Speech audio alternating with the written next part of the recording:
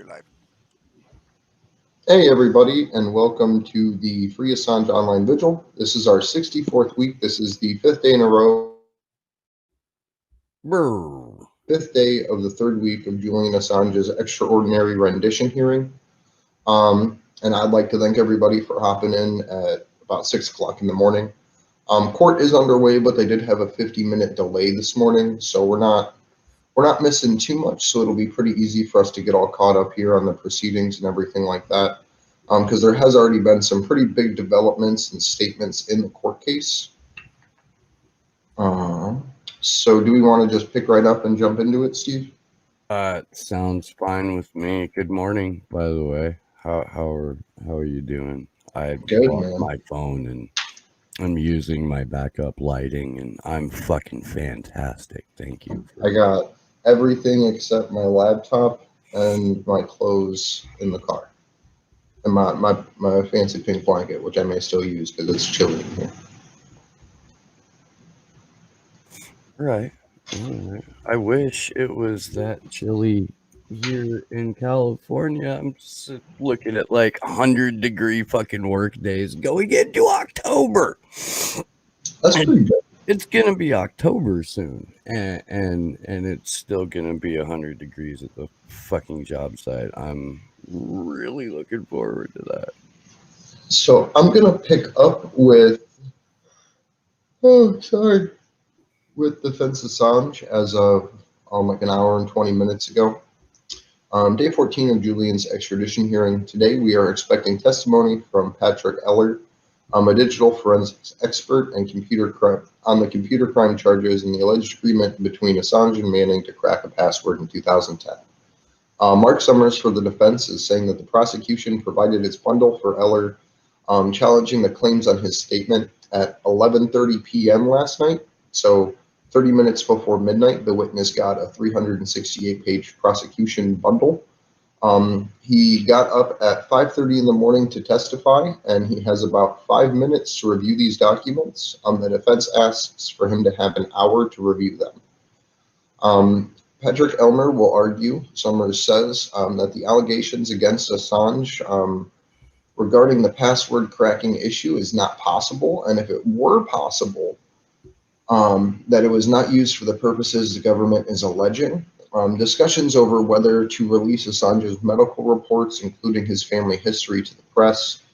The defense and prosecution both agree that they should be withheld for privacy, but are making the case to the judge. The judge is speaking to members of the Press Association in court. Um, we'll decide that issue at the end of today's proceedings. They are now discussing the defense's request for time between the end of the testimonies and closing arguments. It would be not to make an oral argument, but just to submit in writing if they were to get time to prepare. The other option, the judge says, is to make oral arguments on Thursday or Friday of the fifth week, 2 weeks from now. The prosecution says that it would be fine with written arguments and would ask for just 1 or 2 weeks.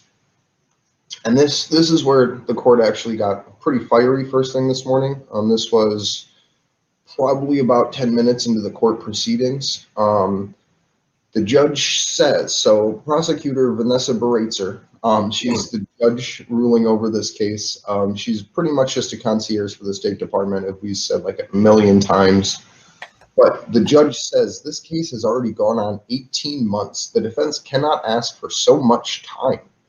Your client is in confinement, to which Edward Fitzgerald artfully says back to her, if the court were to grant him bail, that would solve that problem. So before we continue, I just want to stop there to see if there's anything you'd like to add there or make mention of, Steve. Well, first, it's pretty on brand that the prosecution would wait until 11 o'clock at night to drop off a 350-page plus bundle of information. Pretty disgusting on that end. In terms of like a delay in the process for this, yeah. I got to give it to Mr. Fitzgerald on that. Of course, it would be easier if Julian Assange was granted bail. We don't, at least I don't hold out much hope for that, but I also don't see how any other way is possible. Like, what the fuck are they going to do? Just keep him in Belmarsh until he expires? Like, I understand that may be part of the plan, but it's something that we should be trying to organize around. And maybe we can even hit up Kim.com for that, because he had a fairly decent plan for trying to get Julian released on bail. I think that I like this little exchange, at least as told by Mary Kostakidis. Fitzgerald arguing why he needs 4 weeks, including and includes in that argument as to why he needs some extra time for this.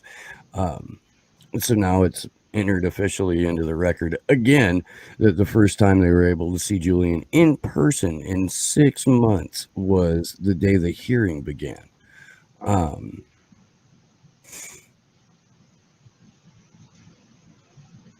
The judge was concerned that the defense would seek to enter in further evidence.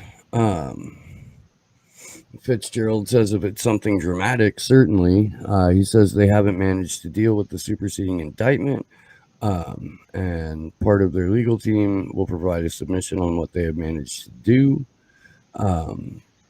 Judge concerned about finality before the U.S. election. That's interesting. Absolutely interesting, because it's been speculated that the reason that they were trying to rush this through was exactly because of that. But here we have some concrete proof of it. Fitzgerald arguing that probably won't be possible no matter who wins the election. Let's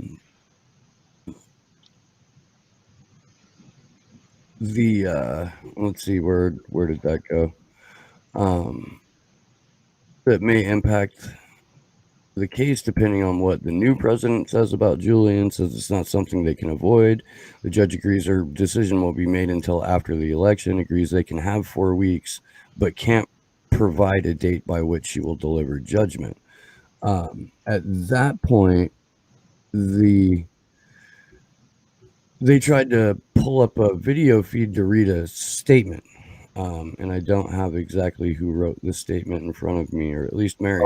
I have a name for you. It is Austin something.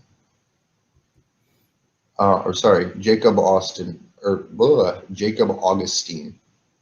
The defense is now reading a statement from Jacob Augustine, journalist at Der Freitag, in September 2011, when the German weekly published the article indicating that the Guardian's book release of password plus mirroring encrypted files could be put together to find the unredacted cables. That is over. I'm just scrolling Defense Assange right now. Yeah. According to Mary, the audio has been absolutely terrible. She referred to a statement being read that nobody could hear, followed by the introduction of a witness no one could understand. So it looks like the tech problems that have been mostly avoided for the first 4 days of this week have been re-summoned. Somebody drew the pentagram the right direction on the floor this time, or something. I don't know. But they're back.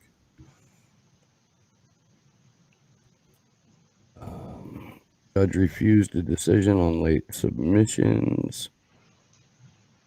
Yeah, so one of the reasons we were late starting today is because the judge didn't even have the right bundle in front of her and hadn't studied the material properly, because she got it late too.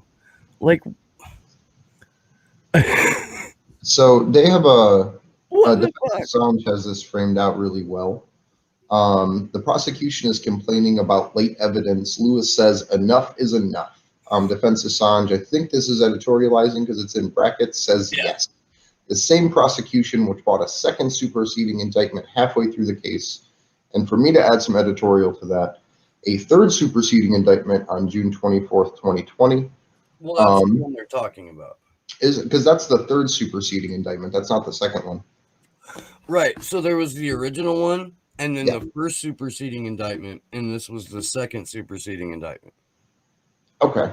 So it's a total of 3 indictments, but at least from the way that they're writing about it is they're counting the first one as the original one. Then there was a second indictment that was the first superseding indictment, and then there was the one in June that was the third indictment, but the second superseding one. Because none of that is confusing at all. It's a little bit. It's lawyery. Right? And then we wonder why no one covers the trial. Now you know why nobody likes lawyers. So to fast forward a little bit here, the report includes Dr. Thomas, who the defense say directly contradicts the prosecution's argument on U.S. prison conditions. The judge is saying that she received the files from the defense late last night. She warned both parties previously about late evidence. A line must be drawn. Judge Breitzer, concierge of the State Department, says on file timing. These issues, U.S. prison conditions, have already been covered, so the defense submission will not be accepted. I would just like to say that apparently it's only good if the prosecution gets to introduce new evidence at the most inconvenient times, specifically to referring back to September 7th when Julian was arrested, and the new evidence for that got introduced into the court case, and then no additional time was given under this new superseding indictment for the prosecution to actually prepare once Julian was arrested for it, after not being able to meet with him for 6 months leading up to September 7th. So again, Judge Vanessa Breitzer is acting in favor of the prosecution, denying late evidence, even though the prosecution gets to essentially submit whatever they want, whenever they want. But we have Patrick Eller, wow, now taking the stand by remote video. And I don't want to have to only use Defense Assange for this, so I don't know if we maybe want to pick up with like Kevin Gosztola or Mohammed or Mary for this exchange. Yeah, so this is from Mary's feed from about a half an hour ago. Eller has served in the military, examined Jabber chat log regarding passcode hash and court-martial records about what they disclosed. I would imagine that means Chelsea Manning's court-martial. Was there use of hash cracking? No. How about on the computer related to it? No. Did it relate to a government computer regarding Nathaniel? I'm not entirely sure what that means. Maybe it's fleshed out a little bit more on another page, and I'll go look. But no indication that a passcode was used without an encryption key. Would that be sufficient? No. Let's see. Let me go look at Kevin's thread here, because he was on the ground. Does directly relate to Chelsea Manning's court-martial. And Kevin, I don't know. I don't even know if everybody watching this knows this or not. But Kevin Gosztola kind of like how people started to know who he is because he was one of like maybe 2 or 3 total other people who covered Chelsea Manning's court-martial. And really quick, while we're talking about him, if you're watching us on YouTube right now, please go and in your search bar type Shadowproof and subscribe to them. They have half of the subscribers somehow that A4A has, and I would love to change that and see them get twice as many as we do, if not 10 times, because Kevin does amazing work over there. So please share the Shadowproof account out as much as possible, because Kevin really deserves way more credit than YouTube's giving him right now, because they have been doing relentless coverage of this. A little bit more background on Eller to kind of round this out. He served 20 years in the U.S. Army and was Command Digital Forensic Examiner for a program of more than 80 digital forensic examiners at U.S. Army Criminal Investigation Command headquarters in Quantico. Eller was asked to consider allegations in the indictment that Assange assisted Manning in cracking a password stored on U.S. DoD computers connected to classified secret internet protocol router network. The second allegation, as Eller understood, was cracking a password would allow Manning to, quote, log onto computers under a username that did not belong to her, and that such measure would have made it more difficult for investigators to determine the source of the disclosures. The third allegation, as Eller understood it, was that there was an agreement in an alleged conspiracy, more specifically that Manning provided a, quote, partial hash value asking if Assange knew how to assist in cracking it. Summers asks about the allegations. Did that tell you anything on its face about the use of or possible use that this hash cracking was going to be put to? No. Did it tell you anything about the computer to which it was related to? No, it didn't. Did it tell you it related to a government computer? No. Referring to the FTP account on Manning's computer, would she have been able to get to the rules of engagement for Iraq using that account? Eller says the FTP account would not have access to the T drive, so in that sense, no. Kevin editorializes here for a moment, saying he'll have rabid flashbacks to the Chelsea Manning trial throughout today. The judge didn't know what a SCIF was, and the witness took some time to state what this was an acronym for. I blurted the answer loudly at my laptop screen. That's fucking funny. Good for you, Kevin. So Summers says, so the code was never cracked. Eller says, no, it was not. And Summers says, was the discussion ever returned to cracking the code? Eller says, no, it was not. So right now what we're seeing is a complete evisceration of this conspiracy to commit computer intrusion charge that the U.S. government has levied against Julian Assange as a way to criminalize the most basic functions of investigative journalism. Andrew? Yeah, sorry, no, I was going through and just liking all the tweets to get myself caught up on all these threads. But I just think it's hilarious how in that bajillion page prosecution bundle, they have no evidence of anything. Like none. Like the only evidence that they have is the absence of evidence. Like, they're like, we don't know what happened. Does not mean the evidence of absence. So that's comical at best, the fact that the prosecution can't even show that an over 10-year-old charge actually happened with any type of evidence. I in Chelsea Manning's court case, I think the entire conversation came out in writing from the messages between Julian and Chelsea that they were trying to get access to video games and TV shows that they wouldn't otherwise have access to because the military doesn't allow them. So Chelsea was just trying to get some attaboys from the people that she was working with. So even if the evidence was there, the question would have been, well, was this used to access any classified information? No. After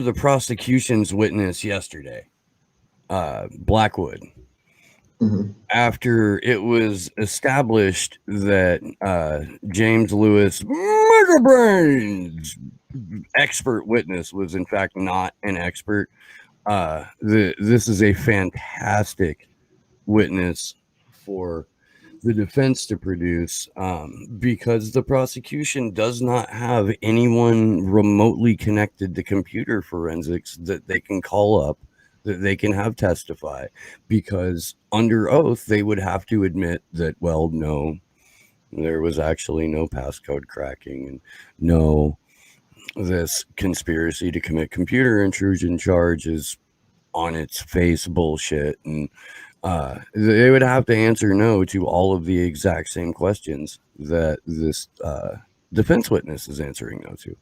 So in terms of like the nuts and bolts of computer forensics and the steps that the defense needs to take to shoot holes into the conspiracy to commit computer intrusion charge.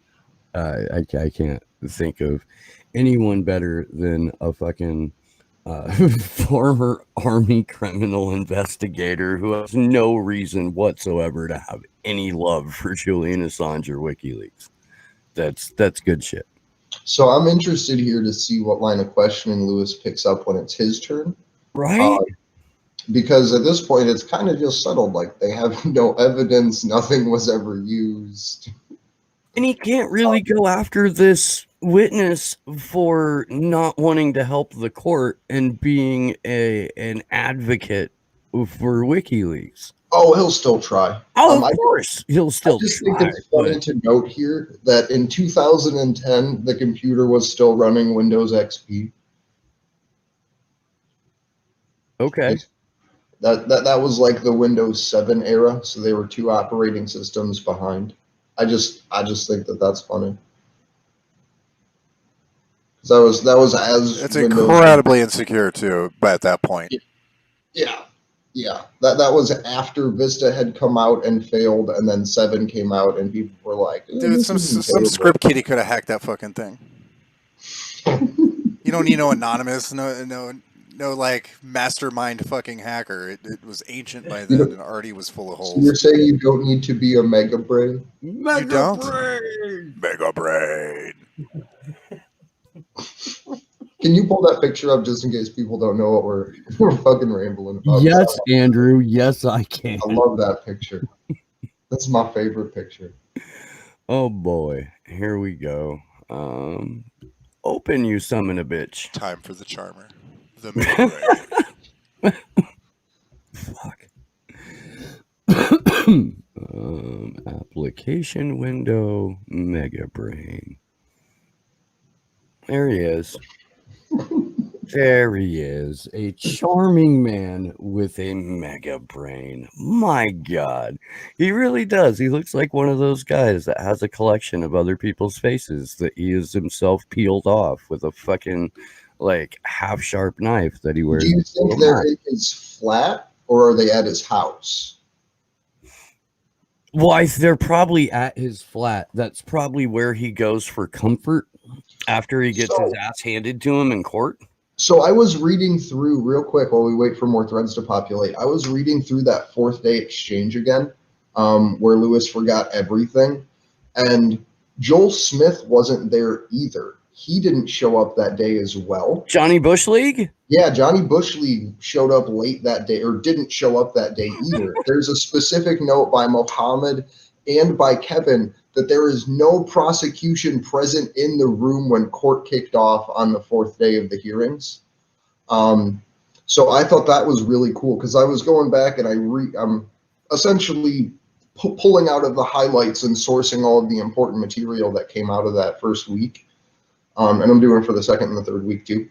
But I have the 1st week finished, and that 4th day was pretty intense going back through it because you see like a little talk of COVID, Summers walks in a mask, and then everyone notes that there's no prosecutors there. And then Lewis calls in like, I'm at the wrong house. And then Joel Smith, who is not present, calls Lewis over the phone to patch him in. And he's like, hey buddy, can you hear? So no one for the prosecution showed up on the 4th day. So I'm guessing that Johnny Bush League and Mega Brain were hanging out in the flat together trying on skin suits. So I think we have a little bit of a new narrative to go with on that one. And James Lewis said, hey, do you like Phil Collins? And then they fell asleep together and cuddled until the wee hours of the morning. It's a little American Psycho joke for everyone at 10 minutes till 4 o'clock in the morning on the West Coast. You're welcome. So I thought that was really funny, just going back through there.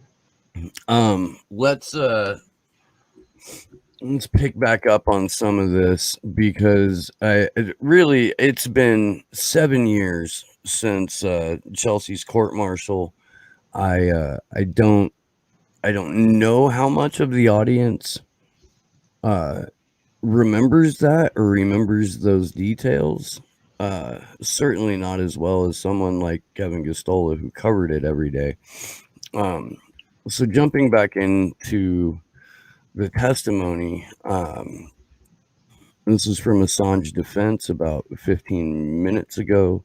Eller, the government allegation that there was an attempt to gain anonymity is greatly undermined by the tracking system which identified users. Databases like the NetCentric Diplomacy Database and IntelLink could be accessed from any account on the computer, including local user accounts. But the account on the computer that the user logged into was not used in any way to identify the user to the database. Instead, access was tracked using IP addresses. Firstly, many databases were accessible to anyone with a CIPRNet connection.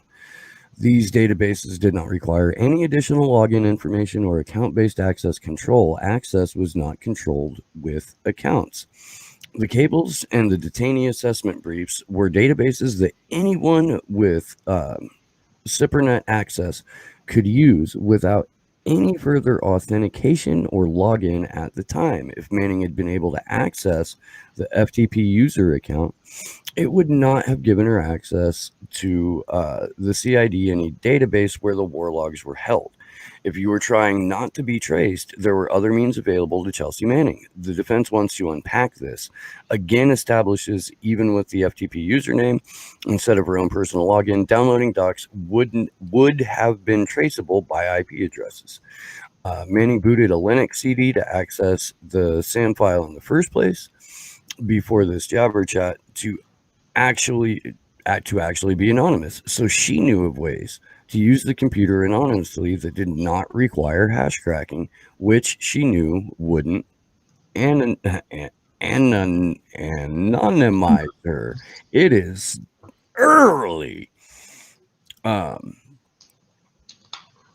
In case anybody doesn't understand what FTP means in the chat, it means file transfer protocol. That's just a technical note if you are keeping notes or score at home. Steve, I noticed while you were reading that you weren't making very good eye contact with me. Are you trying to say that I'm a little Aspergery this morning? I'm just wondering if you've been tested. I mean, I've had a number of tests ran on me, but I don't know if that's one of the specific ones. Looks like the defense has ran out of time, and we are moving on to Mega Brain. That was a wonderful statement there. You were reading off Defense Assange, correct, for all those? Yeah, I think so. Okay, cool. Yeah, that literally just put everything out on the table for how that works. So that's wonderful. I'm interested to see what Lewis does here. We have Lewis kicking off. Lewis challenges Elmer's claim that the password was not cracked. Eller deduces from the conversations he's seen, saw no evidence that it was. Lewis says, but you don't have the evidence that it wasn't. So literally the joke that I made earlier is what Lewis is arguing in court. The absence of evidence is not the evidence of absence. So if you guys don't know why I'm making that voice, there was a comic strip like 20 years ago called The Boondocks that was made into an animated series that featured some of the funniest people on the planet, including the late, great Charlie Murphy, who played a character called Ed Wuncler, and then Ed had a friend whose nickname was Rummy, and that was played by Samuel L. Jackson.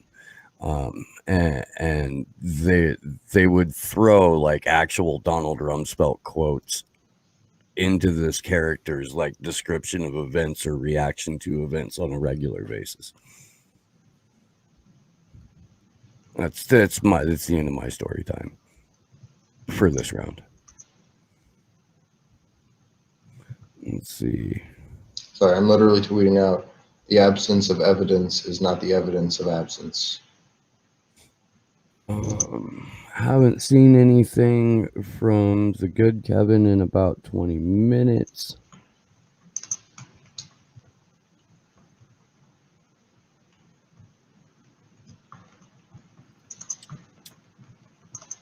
That's some very like George Bushian statements right there. Yeah. Well, it Like takes that- a mega brain to know a mega brain, Andrew. That's fair. That's very fair. So, what position do you think Lewis is going to get demoted to after this? Like, do you think, like, because we talked yesterday about him getting put on paper duty, but I don't even know if he can do that after he thinks the absence of evidence shows that there's no evidence. And it means he's qualified to be the U.S. Secretary of Defense. That's what it means. Okay. Oh, and somebody liked my Phil Collins joke. Thank you. I just went over to Twitter for a minute. Thanks. So, morning, everybody.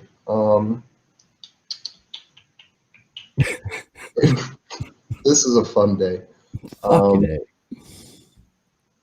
If anyone has questions, would like clarification on anything that's happened so far in court or where we're at today, please put it in one of our chats. We're pretty well informed about what's transpired over the last 2 years in this situation, so we can answer most things accurately, and if we don't, we'll probably just crack a joke. So okay, we got another exchange coming in from at Defense Assange 33 seconds ago. Lewis reading from Jabber Chats, Manning. Any good at IM hash cracking? He referring to who they potentially believe to be Assange. I don't know if it's actually been proven that it was. We have rainbow tables for IM. Manning sent back a hexadecimal string she found in a SAMS file or in a SAM file. Assange said, passed it through our IM guy. Any more hints about this IM hash? No luck so far. So Lewis literally saying in this exchange that they didn't crack the hash. Yeah, that's essentially what just went down there. Let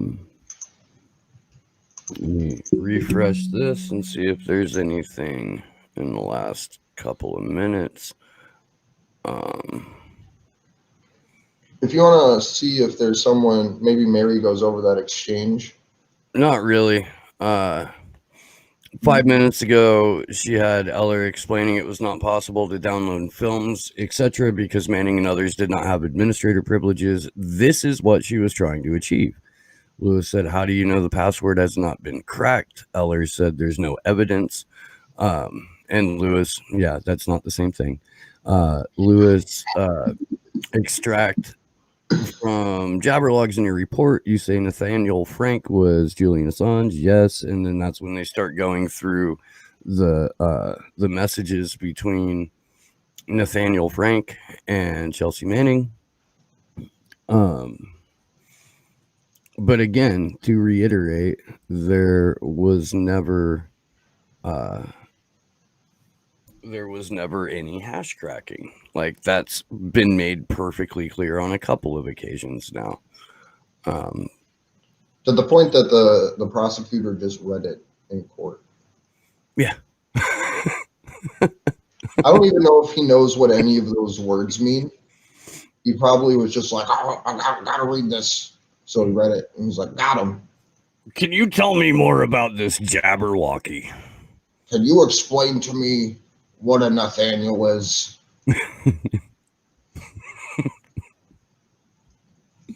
Oh man, that's painful. I mean, I like the fact that the prosecution's so stupid that they'll admit in court that there wasn't a password cracked. Well, and here's the thing.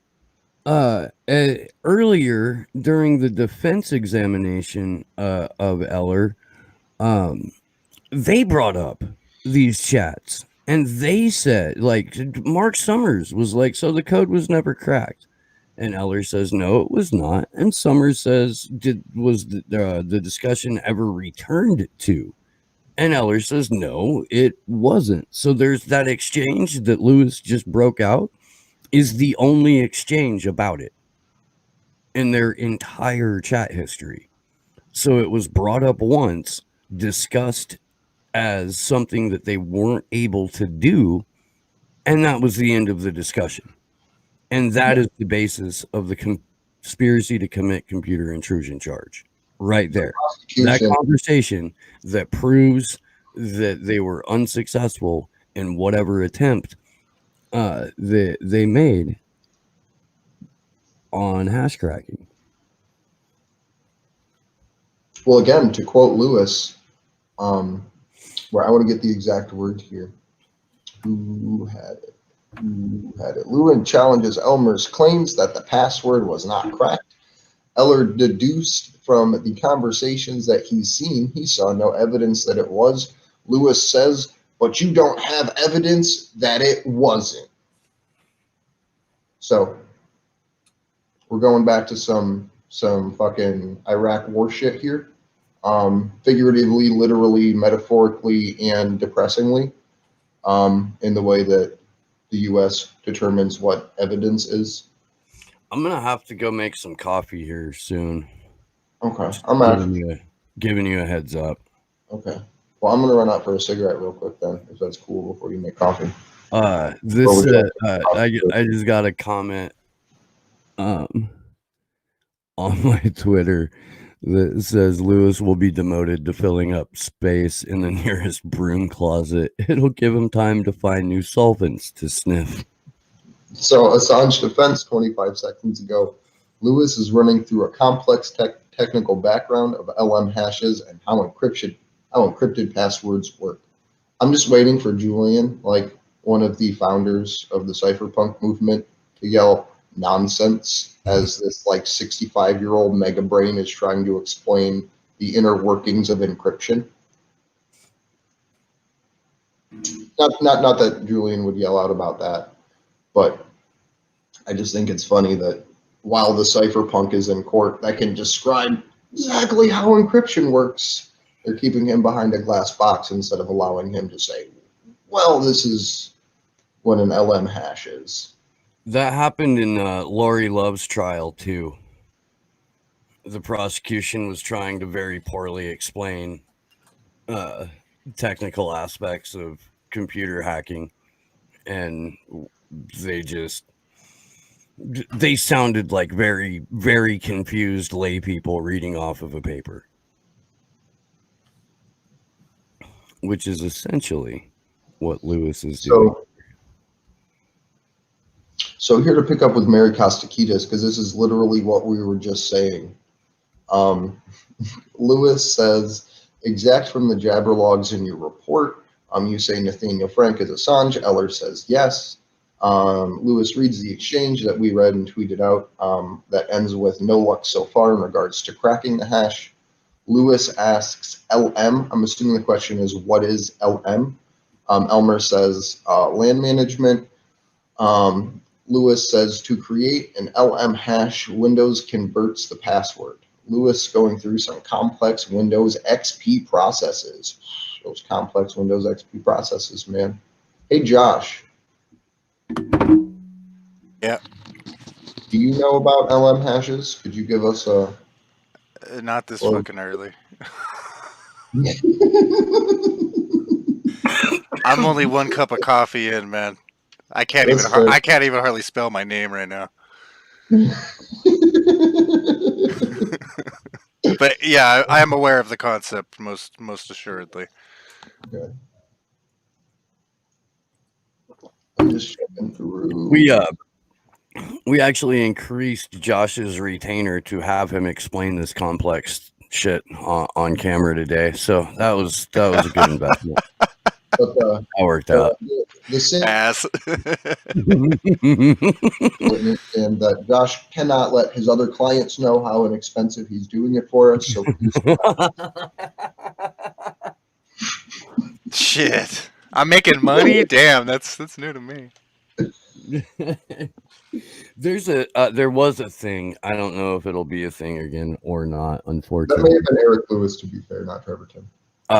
there was a music festival in Golden Gate Park every year called Hardly Strictly Bluegrass, and it was free music. They fucking like eccentric hedge fund billionaire named Warren Hellman put it together and prepaid in advance for like at least a decade after his passing, which I believe is this year or next year. That decade's up. But Steve Earle, who people may know from the song Copperhead Road, would play it every year. And somebody asked him, like, why do you do this? And why do you keep coming back year after year after year? And he was like, well, I mean, it's not for the carton of smokes and little deli sandwiches that Warren fucking offers everyone to come play here. We do it. It then went off to this like love of the music thing and blah blah blah blah blah. But my point to telling you that story is that we're basically promising Josh a carton of smokes at some point. Hey, I'll fucking take it, honestly. Right. Oh man, let me see if there's been any new traction on the hearing. Let's see. Yeah, sure. 24 seconds ago from Assange defense. So let's come up here a little bit. Yeah. Following up on James Lewis's running through complex technical background of LM hashes and how encrypted passwords work, Lewis picks up on the phrase "at the time" from Eller's sentence. At the time, it would not have been possible to crack an encrypted password hash such as the one Manning obtained. Lewis wants to show him evidence to see if he changes his mind. So now we've got James Lewis suddenly developing a master's or PhD. Yeah, those passwords are like Assange or Manning wouldn't have been able to crack that fucker. I mean, without like years of computing power, like years. Like, yeah, you can crack those now because it's fucking ancient, but it still takes a while.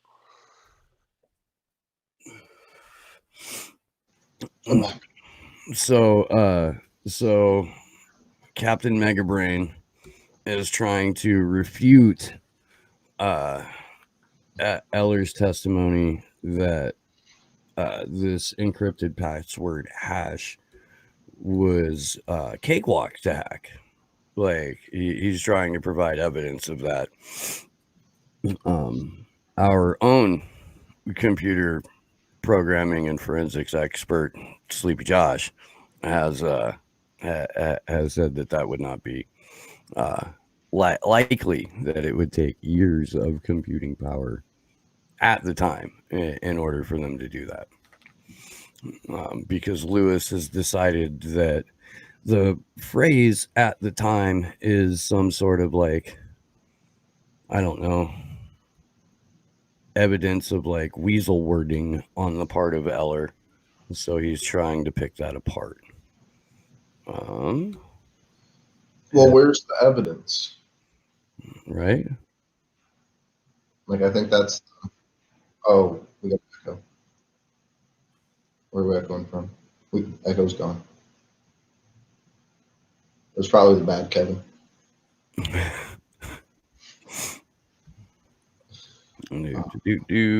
Okay, we've got some more. Lewis is reading from Windows info that the system that warns it's possible to crack password hashes. It is. I mean, it's not an impossibility, but the amount of time it would have taken back then would have been prohibitive. If Lewis is reading from a Windows user manual about password cracking, I think we just won the case. Dude, he's gonna remember that fucking internet, like that crappy like internet doctor or something that used to do those shitty XP tutorials on like infomercials. Yeah, Like that's what this guy reminds me of. yeah. He's reading. He's reading over This here. is look, man. This is a lot like taking medical advice from Bill Gates. Okay, James Lewis. I want to make that perfectly clear. What James Lewis is attempting to do right now is to be Bill Gates and give medical advice. And now that I've brought Bill Gates into this, I'm going to put Megabrain's picture back up on the screen to see if anybody notices some frightening similarities. Megabrain, there you are. So tell me if you think that there may be something a little Gatesy about this guy, or if it's just me. He's a little Gatesy. He needs Andre? to he needs to have more of a scary grin. Gates has kind of a creepy Well, grin. well, that's his. That was his headshot. Like Gates. Doesn't seem nearly connected enough to Johns Hopkins and the World Health Organization to be Gatesy to me. Like, just because you have a mega brain doesn't mean you're a genocidal maniac sterilizing most of the third world population. Because that takes a whole different kind of charming mega brain. That's fair. But I'm typing a tweet out real quick. I'm trying to give a shout out to the Windows XP user manual here real quick for helping out the prosecution.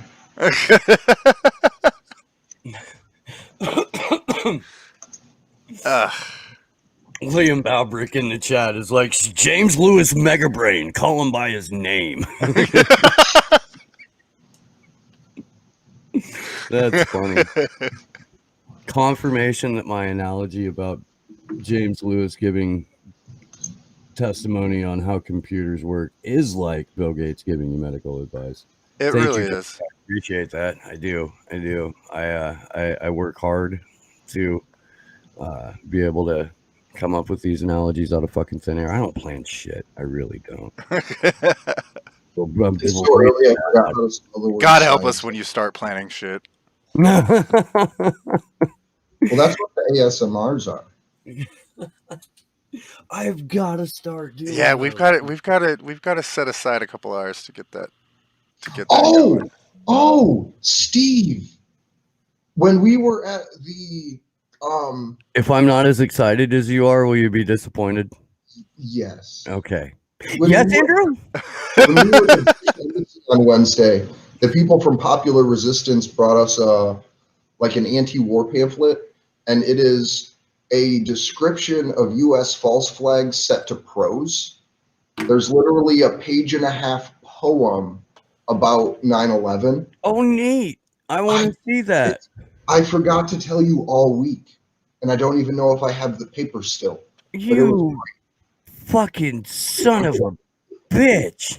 I'm sure Christine has them. If I don't, then it might be tucked in my car. I will. It's my center console of my car, not to let the NSA know where they can find it, but I'm going to make you get a tattoo just so I can carve it back off of your body. I have one. That's fucked up.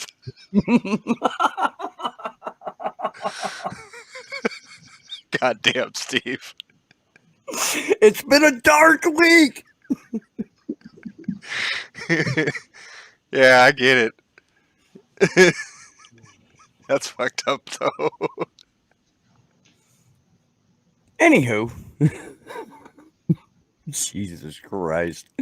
So Lewis says So, here, in case, if anyone's wondering, yes, in fact, if you laughed at that, you are going to hell with me. we'll all be in a camp together first, though, so at least we can laugh some more. So Mary Kostakidis says, Lewis continues, Microsoft no longer supports the LM hash because it is easier to break because it's not case sensitive and other reasons. Yeah, Making it because it's been like 10 years. Yeah, making it easy to crack with 7 characters. Now quoting from another article that provides the method used to crack hashes, including in Windows 10. That article is from 2016. Lewis is trying to get Eller to say it was possible. So and look, go ahead, make your point. no, you're probably going to say the same thing.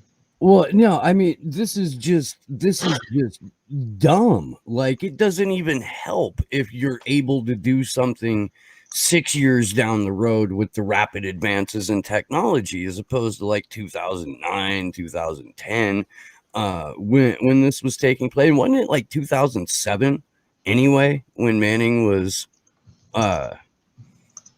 accessing all of this? Yep, 2009, 2010. Yeah. I mean, that's just when you're trying to distort reality to suit your own purposes, that's a sign of a psychological disorder, not good lawyering. I want to make that perfectly clear.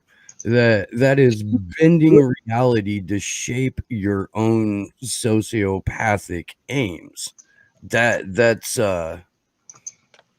That's shitty. Could you share that Mega Brain picture with like Jimmy Dore and shit, like with the stand-up comedians that Yeah. do commentary? Because I'm sure that we You can got get you them got to to show. Isn't Lee Camp on soon? Sunday, I think.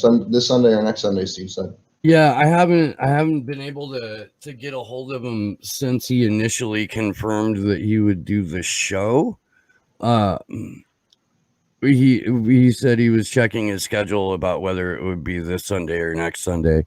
I already booked pasta for next Sunday. So I'm either gonna have 2 guests in 2 hours, or I'm going to have to Have them on together. That would be fun. I don't really do panels on the show. It's not a panel. It's You really just, don't. Yeah, that's 3 people having a discussion. That's a panel. Yeah. Yeah. Did I freeze? I'm pretty sure I froze. Yeah, you did. You Okay. did. It's okay. Nobody wanted to hear your fucking rebuttal anyway, pal. Oh man. Man, you're ornery this morning, Steve. Hey, this is a don't know what I've been going through. so Oh, this is as of 6 minutes ago. Lewis reading from a Microsoft announcement about hashes. The LM hash is old and weak system because the password length is only 14 characters. Breaks into 2 separate files. So if your password's less than 7 characters, it should be a breeze to crack their penetrative attack. He asks Eller about the sentence at the time. Would it have been impossible? Better to say very difficult, or might not have been possible, or still say impossible. Eller says, in 1999, from a Windows Microsoft announcement, there was a patch for this vulnerability that makes it computationally impossible to use brute force when a system key has been applied. Lewis says, right. Well, whether then the debate is an issue with you on this, Manning and Assange thought they could crack the password and agreed to try. Eller says it's never said whether. Eller said it never said whether the hash, if it was from. Sorry. Eller said it never said where the hash, if from, was from, and it didn't get to finish my previous answer. Eller continued that the government witness in the Manning court case Marshall said that it was not feasible. So again, Mega Brain QC Lewis backed himself into a corner, got hit in the mouth. I think I hear Dobbins calling in right now, trying to get him out of court for the rest of today, but I'm not entirely sure yet. So let's see. Aware that Assange described himself as a fantastic hacker, alleged to be said as by teenager, Eller says no. Do you agree even the strongest encryption can be cracked by an expert hacker? Yes. Eller wants to add a comment, but Lewis moves on. So all evidence literally says no, that this was not cracked. The U.S. in Chelsea Manning's court-martial said it's not feasible. And this is coming from a military forensics computer scientist. We live in a cartoon. will only identify a computer and not a user. Eller says correct. And on a computer, you can log on as a domain user or a local user. Eller again says yes. Evidence that Manning's trial was that she logged in on a user in her name? Yes. In fact, the profile contained forensic evidence used against. Brr. Oh, where'd I cut out at? Evidence used against. In fact, the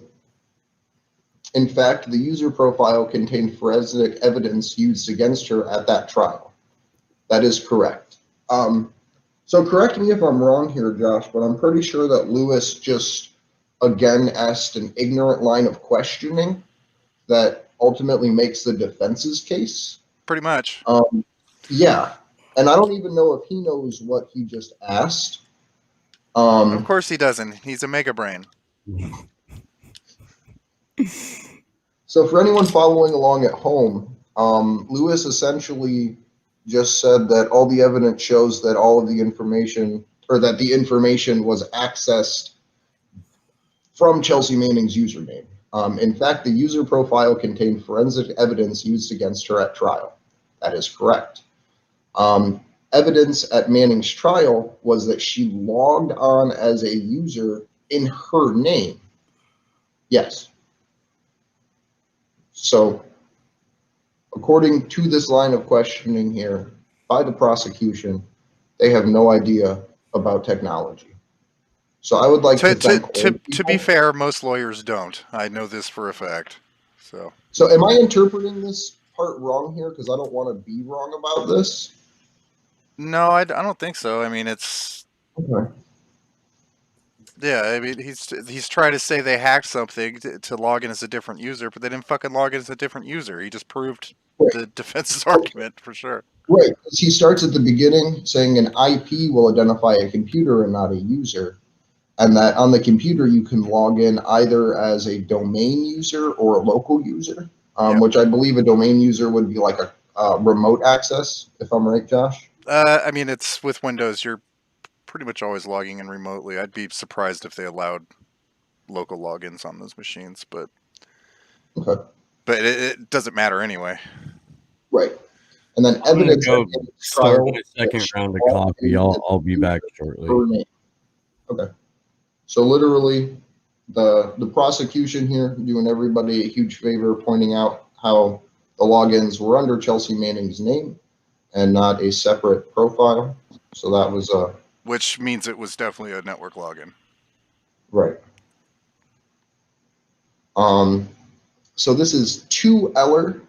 Manning would have never used a password hash to exfiltrate files to non-governmental computers and transmit to WikiLeaks. She had a Linux CD that allowed her to access files and bypass Windows security features. We know this was done based on the SAM file. James Lewis, lead prosecutor, asks Eller if he agrees that Manning and Assange thought they could crack the password and agreed to attempt to crack it. Eller said a hash was provided and they said they had rainbow tables for it. It never said where the hash was from. I could use some corned beef hash.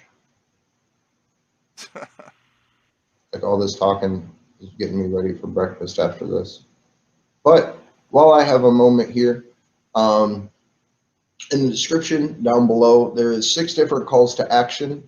I'm not going to run through all of them, but they are all super important. If you are someone that has already done all of these calls to action, do them again. Please continue to put this information out. A lot of this stuff, like to the Justice Department and to Her Majesty's prisons, can be pulled via a Freedom of Information Act request. There are specific emails in those lists that you can request FOIA for. So that way later down the road, when people say, hey, we would like to see all of the complaints about the major technical issues that were going on in court, a FOIA request can pull those up. So please, please, please, please send complaints about the previous day's proceedings with the technical issues that are happening today, as spoken by Mary Kostakidis, to the British. I think it's like the abysmal technological incompetence is what I called it. That call to action. There's a call to action to pardon, which submit that like a million times. That has the form, the phone number, and the email. And there's others. There's the Reporters Without Borders one. There's one specifically for the Department of Justice, just sharing general information with them. But this morning, just so everybody knows and can be on the same page, because we got around 60 viewers between all the platforms, there was a discussion earlier about how court is going to proceed, and we will have a final answer later today. But it does appear that there will definitely be a fourth week. So next week will be a full week of trial. And then depending on what the judge decides, we could see this go as late as the end of October, or potentially beginning of November. But Vanessa Baraitser did say she wanted to have this completed before the presidential election. I don't know about you, right? So everybody watching, if you remember, they can't do an extradition for political offenses. So wouldn't Vanessa Baraitser questioning the conditional changes from administration to administration show that this is inherently political? Like, wouldn't just the line of questioning about how the president... What? So that's a good point. Yeah, like that, like they just threw out the whole case, and I hope that I'm going to make sure I grab those questions from all of the sources that we follow and send them to somebody. But that question shows that this is inherently political, and that should be the entire, not the entire statement, but that should be included in the defense's final statements. Because if the judge is willing to question the politicalization of this court trial, doesn't that show that it is political? Like, am I missing something here, Josh? No.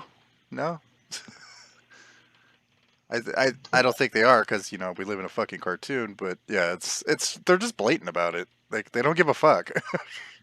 It's like how the Queen has said, like, oh, I can't rule in on political cases. I wonder if she's going to rule in when her family members get caught up trafficking children. Yeah, we've got a statement in our chat from Liam.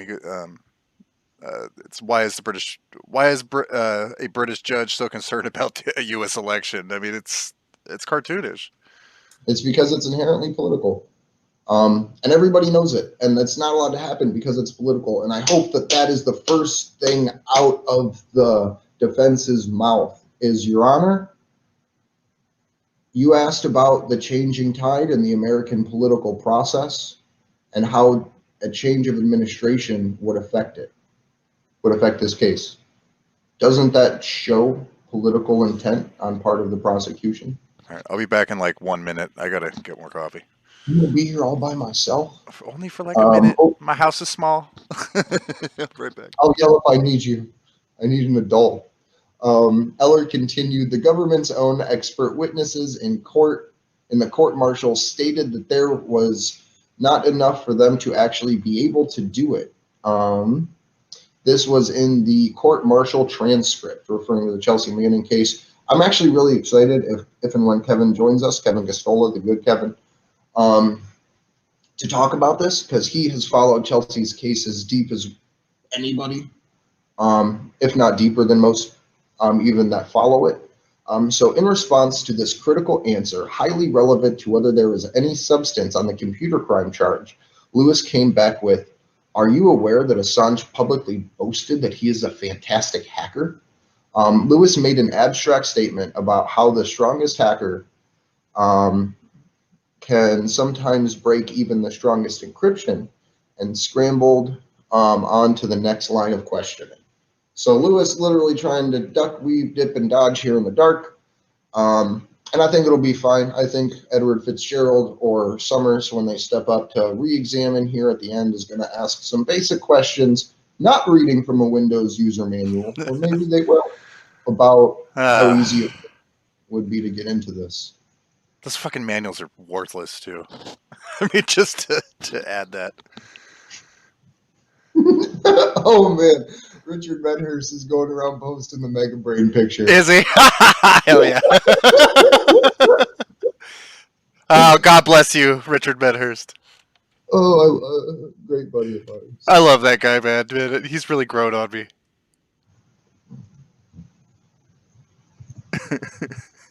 Charming. That's my favorite part of it. Charming. With a mega brain. Like, who the hell... did he write that himself? Like, who the hell wrote that?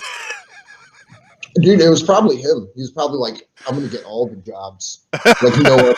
None of these lawyers were charming with a mega brain as he proceeds to yell at a judge for 3 weeks in court.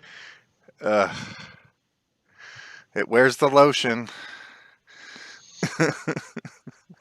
Jesus Christ.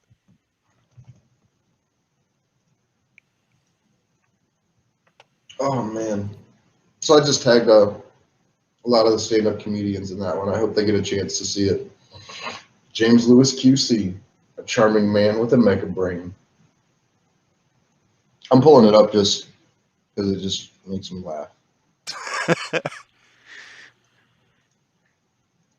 Where am I? If you look at it too many times, he's gonna come and take your Well, face. so if you notice in this picture, he's making eye contact.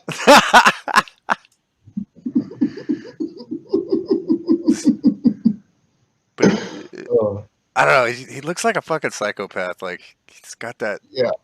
He's got the. Yeah. It's He's got that, like, I watch you when you sleep and you don't know anymore. right. What are you wearing? And, like, I love how he just recently started graying. So the top of his head is like a nice, you know, fake brown color, and then those like gray roots coming in. Hey now, you're talking to a guy who's getting some gray. So No, my family has a history of dying with black hair. So mine's actually really dark. Everyone else in my family, by my age, is like white hair, and I'm just now starting to get a couple here and there, and that's it. I mean, that's good though. Yeah, no, I'm not complaining. Just giving you shit because I'm an old man. This goes back 14 minutes. I started to read this one, but I think I didn't. But if anything, it'll get us caught up. Eller quoting from a Microsoft 1999 document. Those were God. That era of Microsoft manuals was the fucking worst too. This is literally a battle of Microsoft user manuals in the middle of a court case. You can't get more fucking cartoonish than that as a nerdy tech dude. Like, that's the most cartoonish thing to me. I could see Lewis like frantically thumbing through his Windows user manual trying to figure out what page it's on. So Eller quoting from a Microsoft 1999 document that says they have made a change that makes it impossible. Bingo! Lewis responds by saying that he doesn't want to argue with him, but it's not him, it's Microsoft, adding that the court-martial found that there would not have been enough anyways. Lewis wants a win. He asked if Julian Assange was a superb hacker, and if a great hacker could crack anything. Lewis says Manning used her own account, which contained forensic evidence used against her on the trial. Lewis reads from a court-martial transcript the location where she found the cables. Lewis asking whether the file transfer protocol account could have been used to hide the activity on your own account. He says yes. Lewis says Manning accessed the documents on her own account, but if she had used the FTP account, she could have accessed the documents in a way that would not have been visible. And Eller says it would have been visible. It would have been visible on the computer itself. Lewis says, in terms of whether the file transfer protocol account would have been useful for other purposes. Your report says that it is common for soldiers to crack administrative passwords to download other material. That is actually the No idea local what it admin does. the local admin account. Yes, that would allow you to access to get admin rights basically on the local box, but that wouldn't help them get any more material on the network. Right, it would help them to be able to download movies and videos and Yeah, video it's. games. I mean, it's. I Right, don't even know why they're bringing that shit up. because Lewis is sticking to the script, Josh. Jesus Christ, these people are fucking Come on. incompetent. It's hilarious. They're literally having a battle of Windows user manuals, while at the same time, Lewis is making his own case, like making the case for the defense about how Manning didn't crack a password to access the documents, literally going as far as to say Manning accessed the documents on her account. Yeah, I mean, it's. I don't. It's like why are you asking these things? It makes no fucking difference. I mean, I'm just I glad that the think prosecution. I think he's just trying to confuse the fucking judge. Personally, They are. So we have a question in the chat. What are you missing from the case on the judge's behalf? Is there a £2 million? Is £2 million and a free trip to a P3D0 island somewhere in the Greek Isles?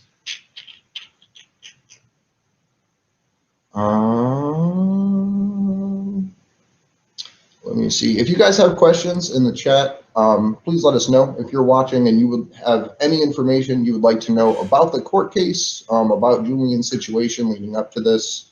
I do have one question. I kind of Yeah. answered it in our chat, but this is from Martin K. O'Connor. That's what I thought. Because his question was, hold on. So is the consensus that Biden would be a better result for Julian? And I pretty much said no. I mean, it's. So that's actually something that we can explore here for a minute if Steve would like, but I have to use the restroom real quick, so I will read it and turn it over to him. We had earlier Judge Vanessa Baratzer specifically ask if, and I'll just read it, what impact would the U.S. presidential election have on your case? Just that line of questioning shows that this is inherently a political case. Fitzgerald says there could be some impact. Much of what we say about Mr. Trump personally goes to why this was initiated, and that it will all remain. Much of what we say about the U.S. prison system will remain, but it is systemic. But we do feel the situation would be worse if Trump were to win. So I will turn that over to you, Steve, to answer why and give your perspective, and I will be right back.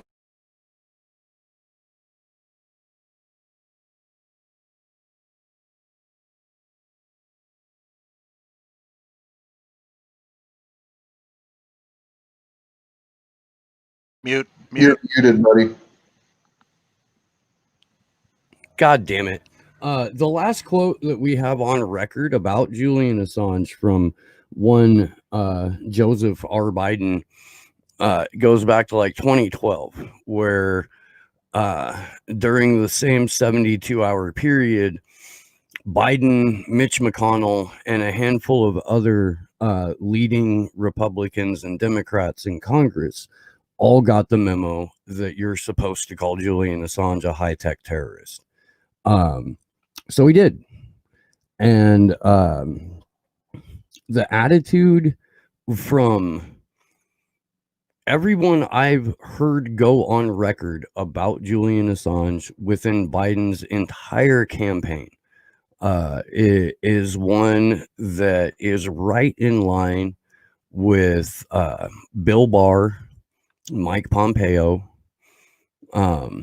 certainly Donald Trump. There's no good guy in this scenario. There's no winning team for Julian in this scenario. The major difference between Donald Trump and Joe Biden is the difference between overt fascism and covert fascism. Although Biden's doing a pretty terrible job at being covert in his fascism. Everything that Julian Assange and WikiLeaks have helped expose, war crimes, waste, fraud, and abuse perpetrated by the U.S. military and corporations that are either extensions of the U.S. military or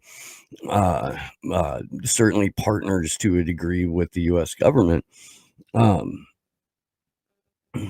All of those, that's who's backing Joe Biden. Like the military industrial, 500 national security professionals just endorsed Joe Biden. Are you going to try and tell me that Joe Biden would be a friendlier president to Julian Assange or WikiLeaks or public disclosure outlets in general? They just made public disclosure outlets terrorists in the 2020 NDAA. Do you think Biden's going to overturn that? Fuck no. He's going to find more categories of people to label terrorists so that the only people who aren't terrorists in the next 4 to 8 years are going to be people who unquestionably parrot the narrative and who keep their fucking heads down and don't ever try to take a stand for anything like a free press or free speech or basic civil and human rights and liberties. There's no there's no good guy here. There's no win here. I do see a question in my chat right now from George. Are British politicians starting to sweat under the charge that freedom of journalism is on trial, or is the Assange trial not getting public disclosure? Part of the biggest problem with these proceedings, George, is that access to the cloud video feed has been removed entirely by Judge Vanessa Baraitser. This is one of the things that Action for Assange fought really hard for and had a couple of calls to action that people really stood up and participated in. And we had originally got the cloud video feed for NGO observer groups like Reporters Without Borders, Amnesty, and something like 38 other organizations were supposed to observe this trial. Now it's down to a couple dozen people in an office building or with remote access to this cloud video feed, all of whom are journalists, all of who are,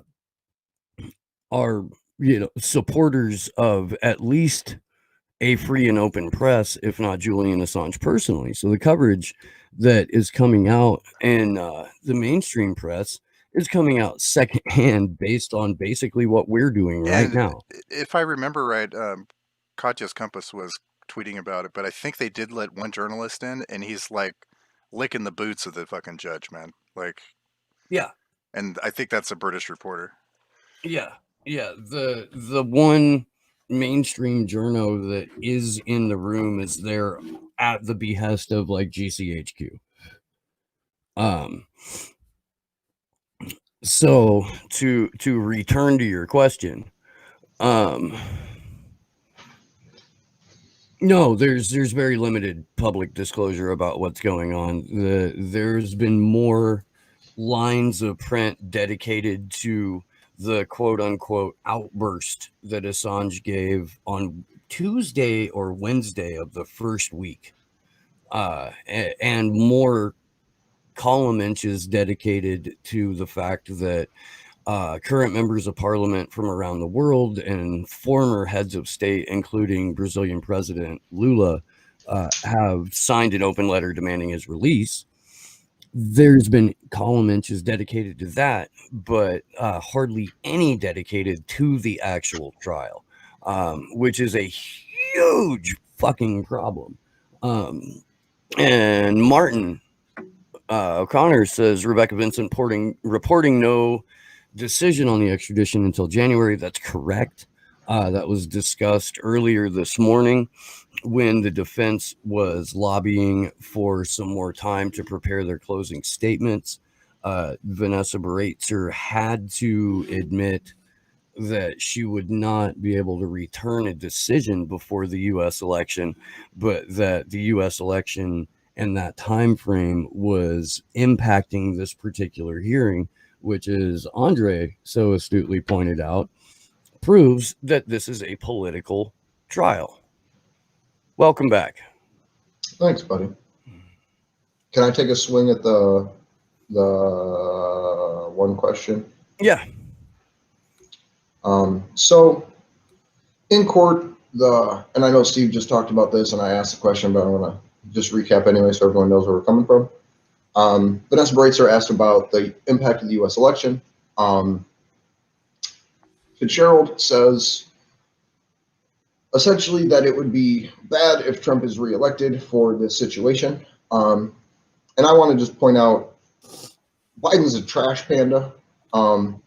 And that's an insult to trash pandas, like a very big insult, because I have 2 of them and they're very cute.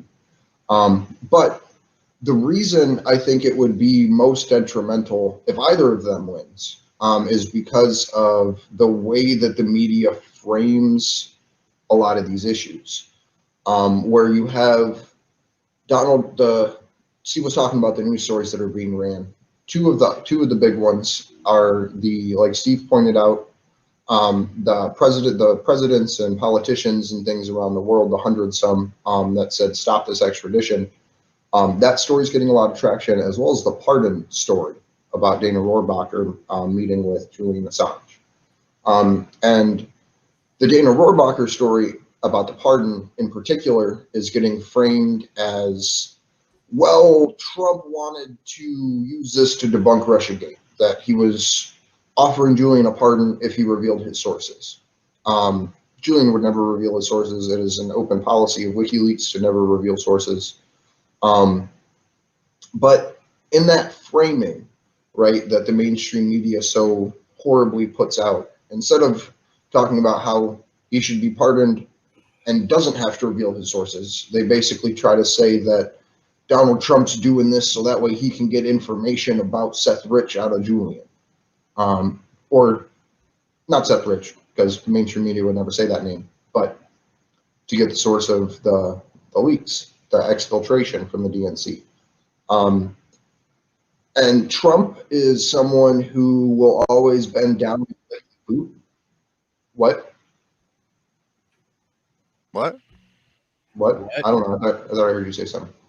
But Trump's someone that'll always bend down and lick the boot to avoid being called a Russian puppet. You can see that most specifically with the false flag attacks in Syria that WikiLeaks proved.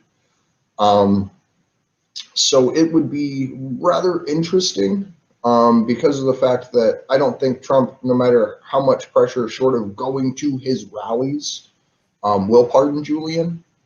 But that pressure is not going to alter in the mainstream media. So I think that the Russiagate smears are the biggest thing in people's minds. And then if you look at the document with all the politicians, the majority of whom they highlight, not who signed, but who they highlight, are South American presidents, former presidents, and what have you. And these are the same media institutions that for years now have ran socialism bad, Venezuela enemy, things like that. So in leading with, hey, 100 and some leaders from around the world want Julian freed, here's the names of 3 of them from South American countries, it frames it as if it is the bad socialists that want Julian free. And Trump, these dirty totalitarian commies are the only people that want to free Julian Assange.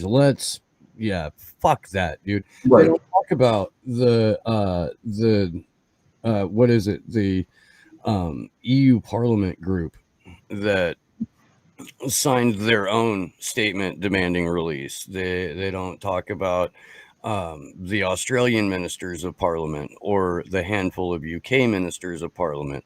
Or all of the unions in the UK that have come out and supported Julian. Local city councils in Australia. There's also, I think it was the entire Belgian Parliament voted unanimously on a statement demanding release. Like, it's, But of course, if you can make hay out of seeing fake commies under every fucking nook and cranny, yeah, that's what the U.S. media is there to do. While the United States has a Stalinistic court trial going on against a publisher. This didn't even happen in Stalin's Russia, where foreign non-native journalists and publishers were brought in for a show trial. Like, this is beyond Stalin's Soviet Union. This is beyond anything the Chinese Communist Party has done. Like, every fucking perceived enemy of fucking dick waving freedom to the US has not done what the US and the UK are attempting to do to a journalist and publisher. The next time somebody brings up a quote unquote socialist country and how they repress freedom there, this is something you can point to and say, look, not even the CCP or North Korea or any of our other fucking go-to bad guys have treated journalists and publishers the way that the US and the UK currently are. So we have 27 minutes of update from Defense Assange.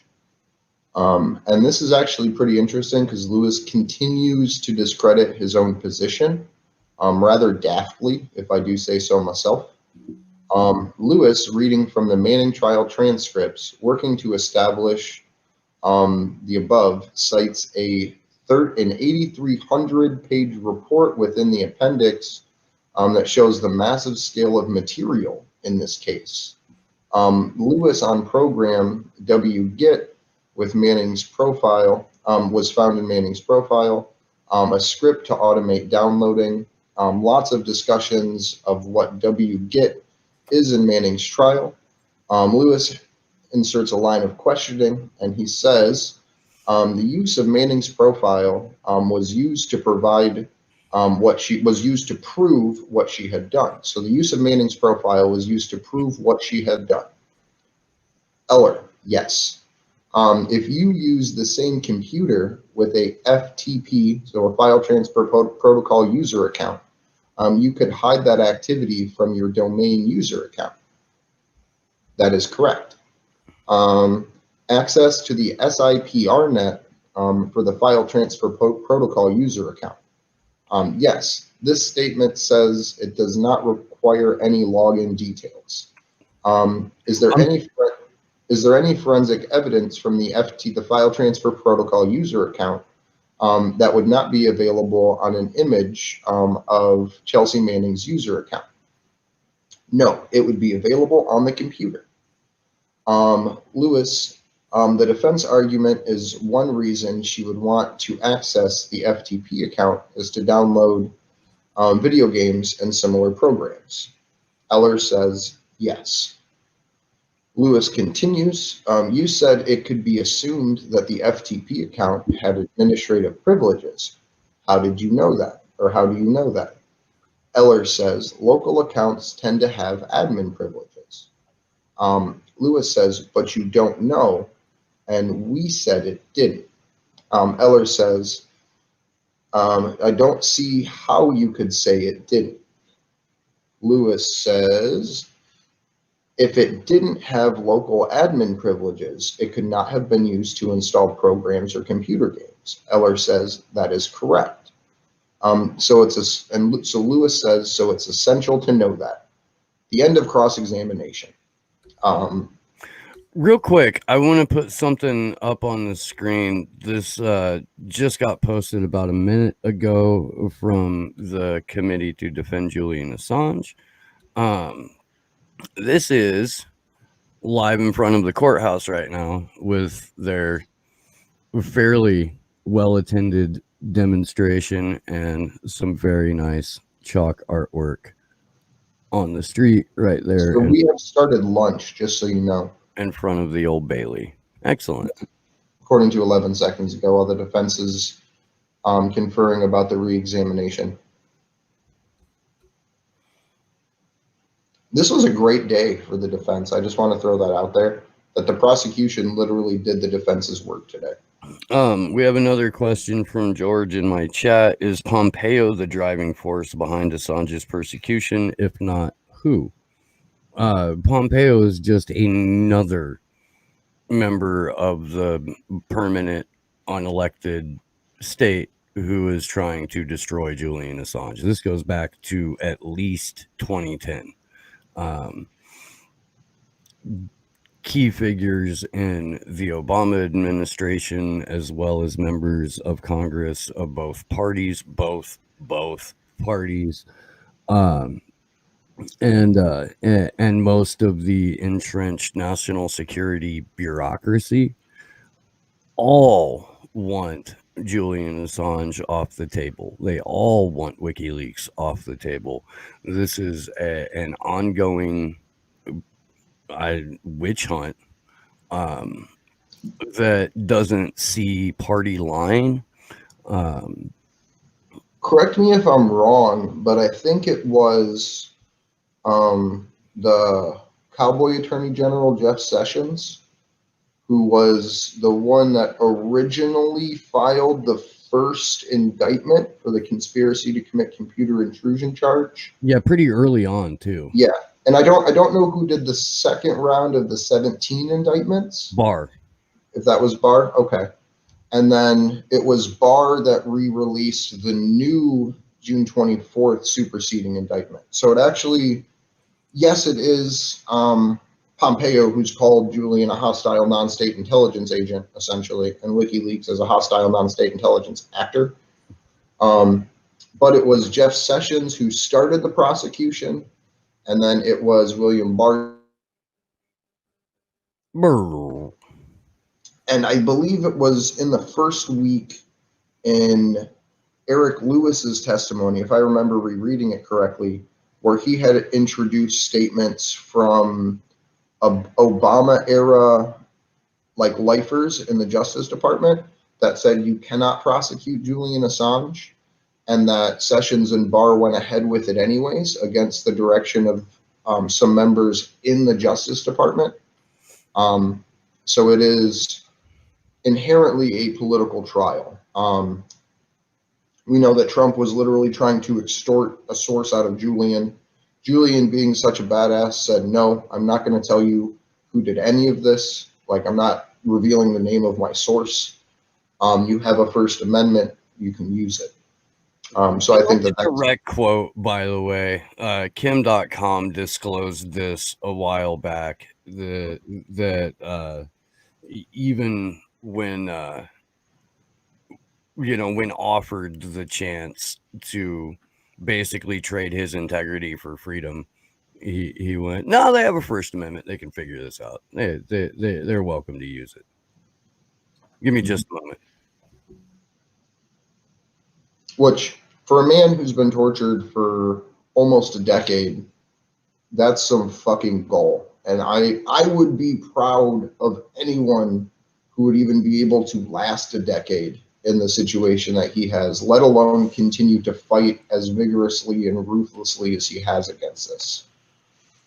So I think that that's always important to point out here. Yeah, I don't think I'd be able to do it. I mean, I'm being honest. Right, no, for sure. And that's why when we go to these news outlets, like for media days and stuff like that, literally as we're yelling to them in the megaphone, it's pivotal to ask, like, who in this building would be willing to face 3,500 days of arbitrary detention to defend the First Amendment? Like, who in this building would be willing to spend over 510 days in solitary confinement inside of Belmont prison? The guy's facing 175 fucking years and still won't give up his source, dude. That's like, I don't know of any journalist that's ever done that. Period. That's a lot of years. I'm sorry if you can hear my keyboard. I was typing in the chat real quick. That's fine.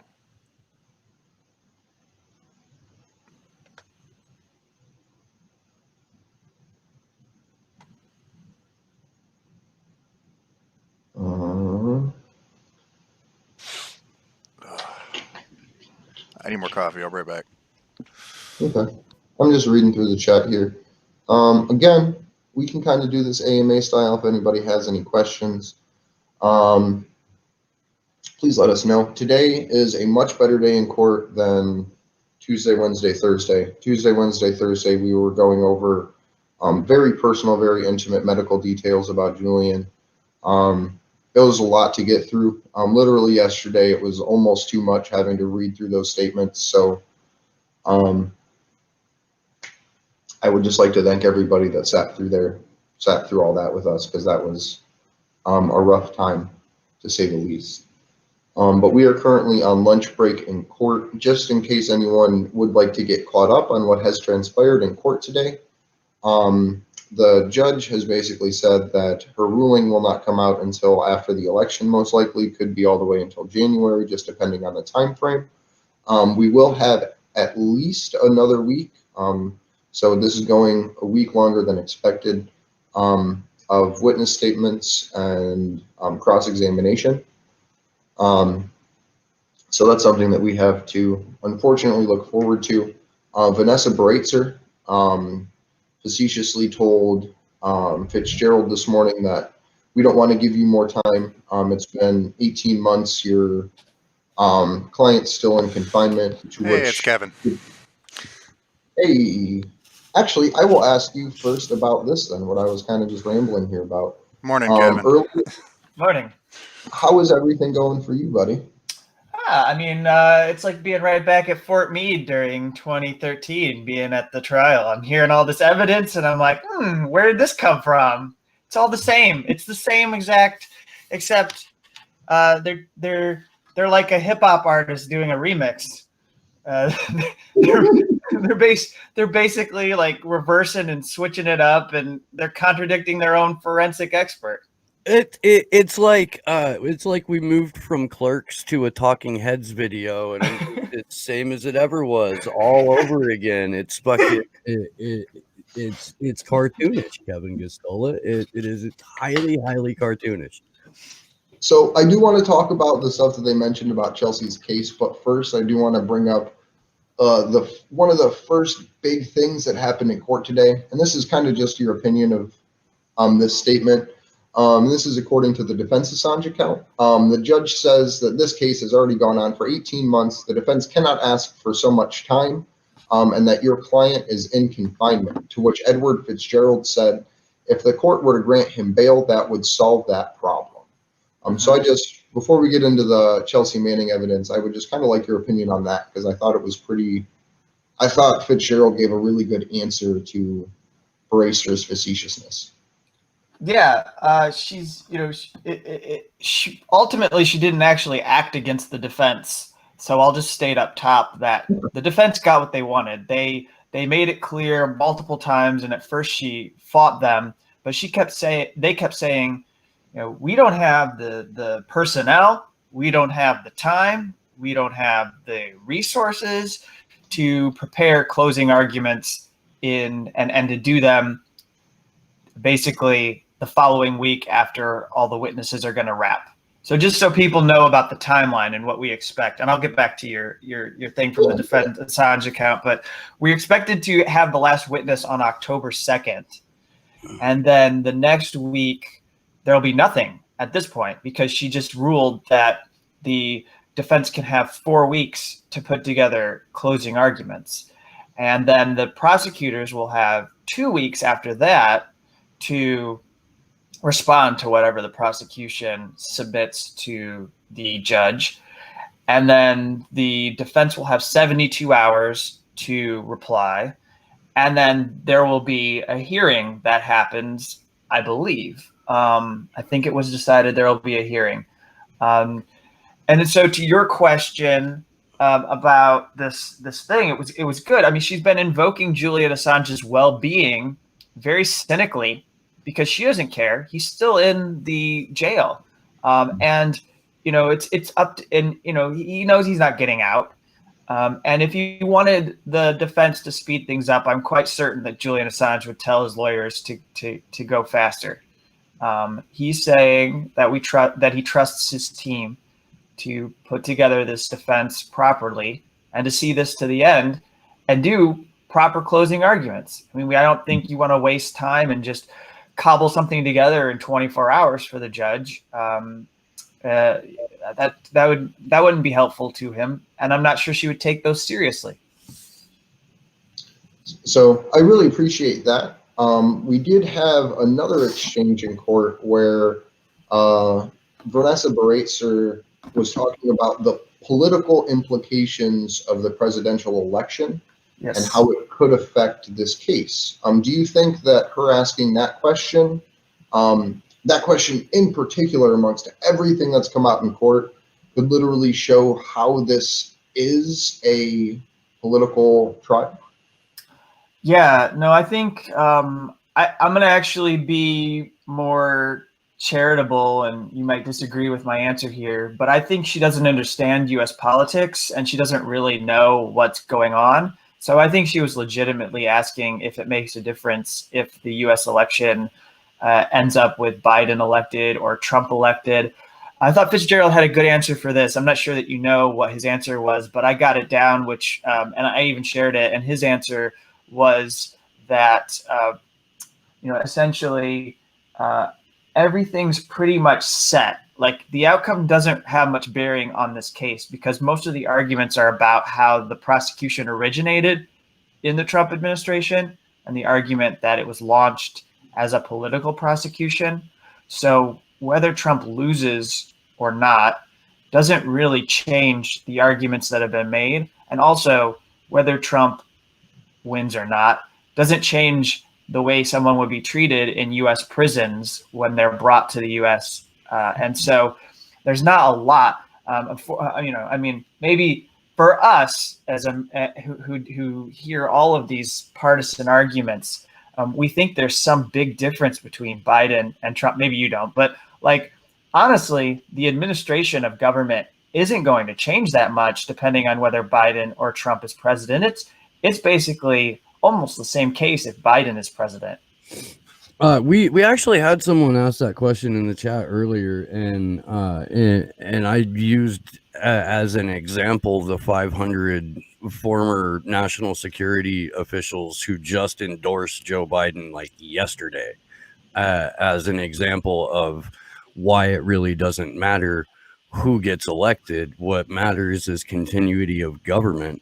And that's exactly what the U.S. has in terms of the permanent unelected class of bureaucrat and or leadership that is really the driving force behind the persecution of Julian Assange. Have you seen that clip that I've been sharing, the photos of Leon Panetta laughing it up at the spying operation against Assange? And I went off on a pretty good rant based on that the other week. Yeah. He's effectively, in my view, he's aligned himself with centrist Democrats. So yeah. He's not. He was an Obama administration appointee. He doesn't come from Trump, and this is what we're hearing.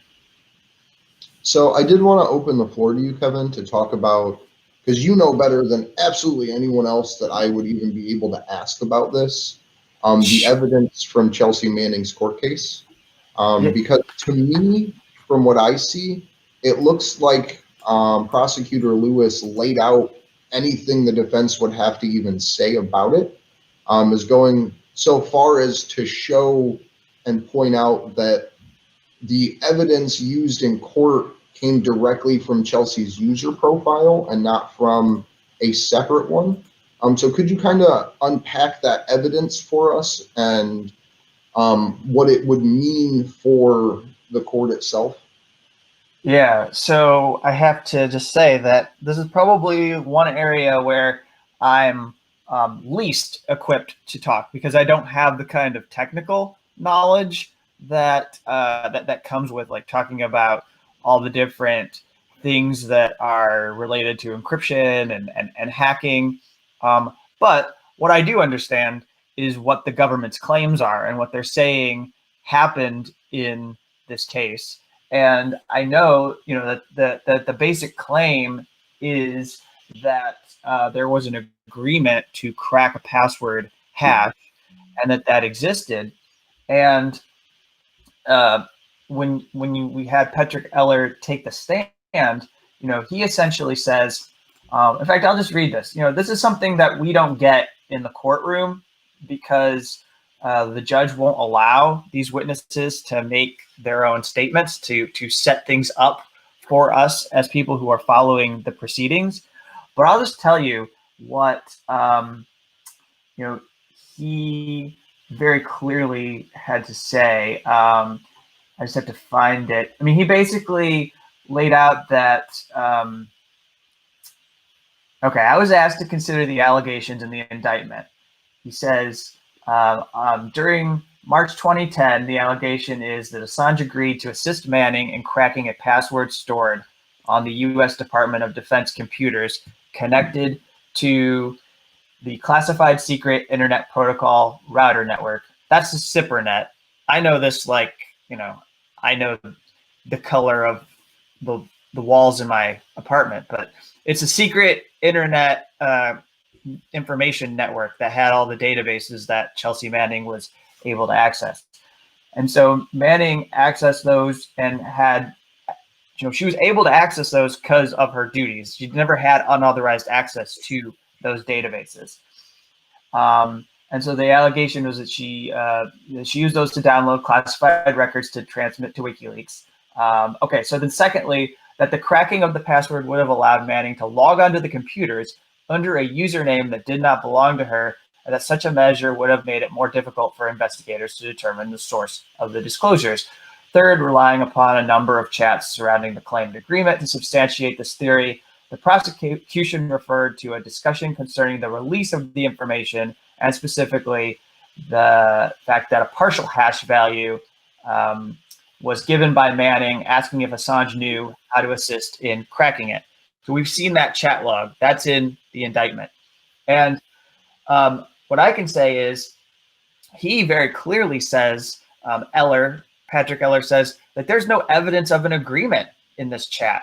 And also, like, the data that was shared, it's not clear that any of this would have allowed for the completion of a hack of any password hash values or allowed her to break in. And then the question is, why would she want to do this? Why would she need to do this? They haven't established a motive. Why would she need to do this in order to move around anonymously? It's suggested that because she has access, all she would need to do is what they have evidence of her doing at one point, which is to use a Linux software CD on her computer in order to, it sounds like you can basically kind of get around the Windows security that is on the computer, and then you're able to download files and escape detection as to the normal Windows security that would have been able to tell what that user was doing.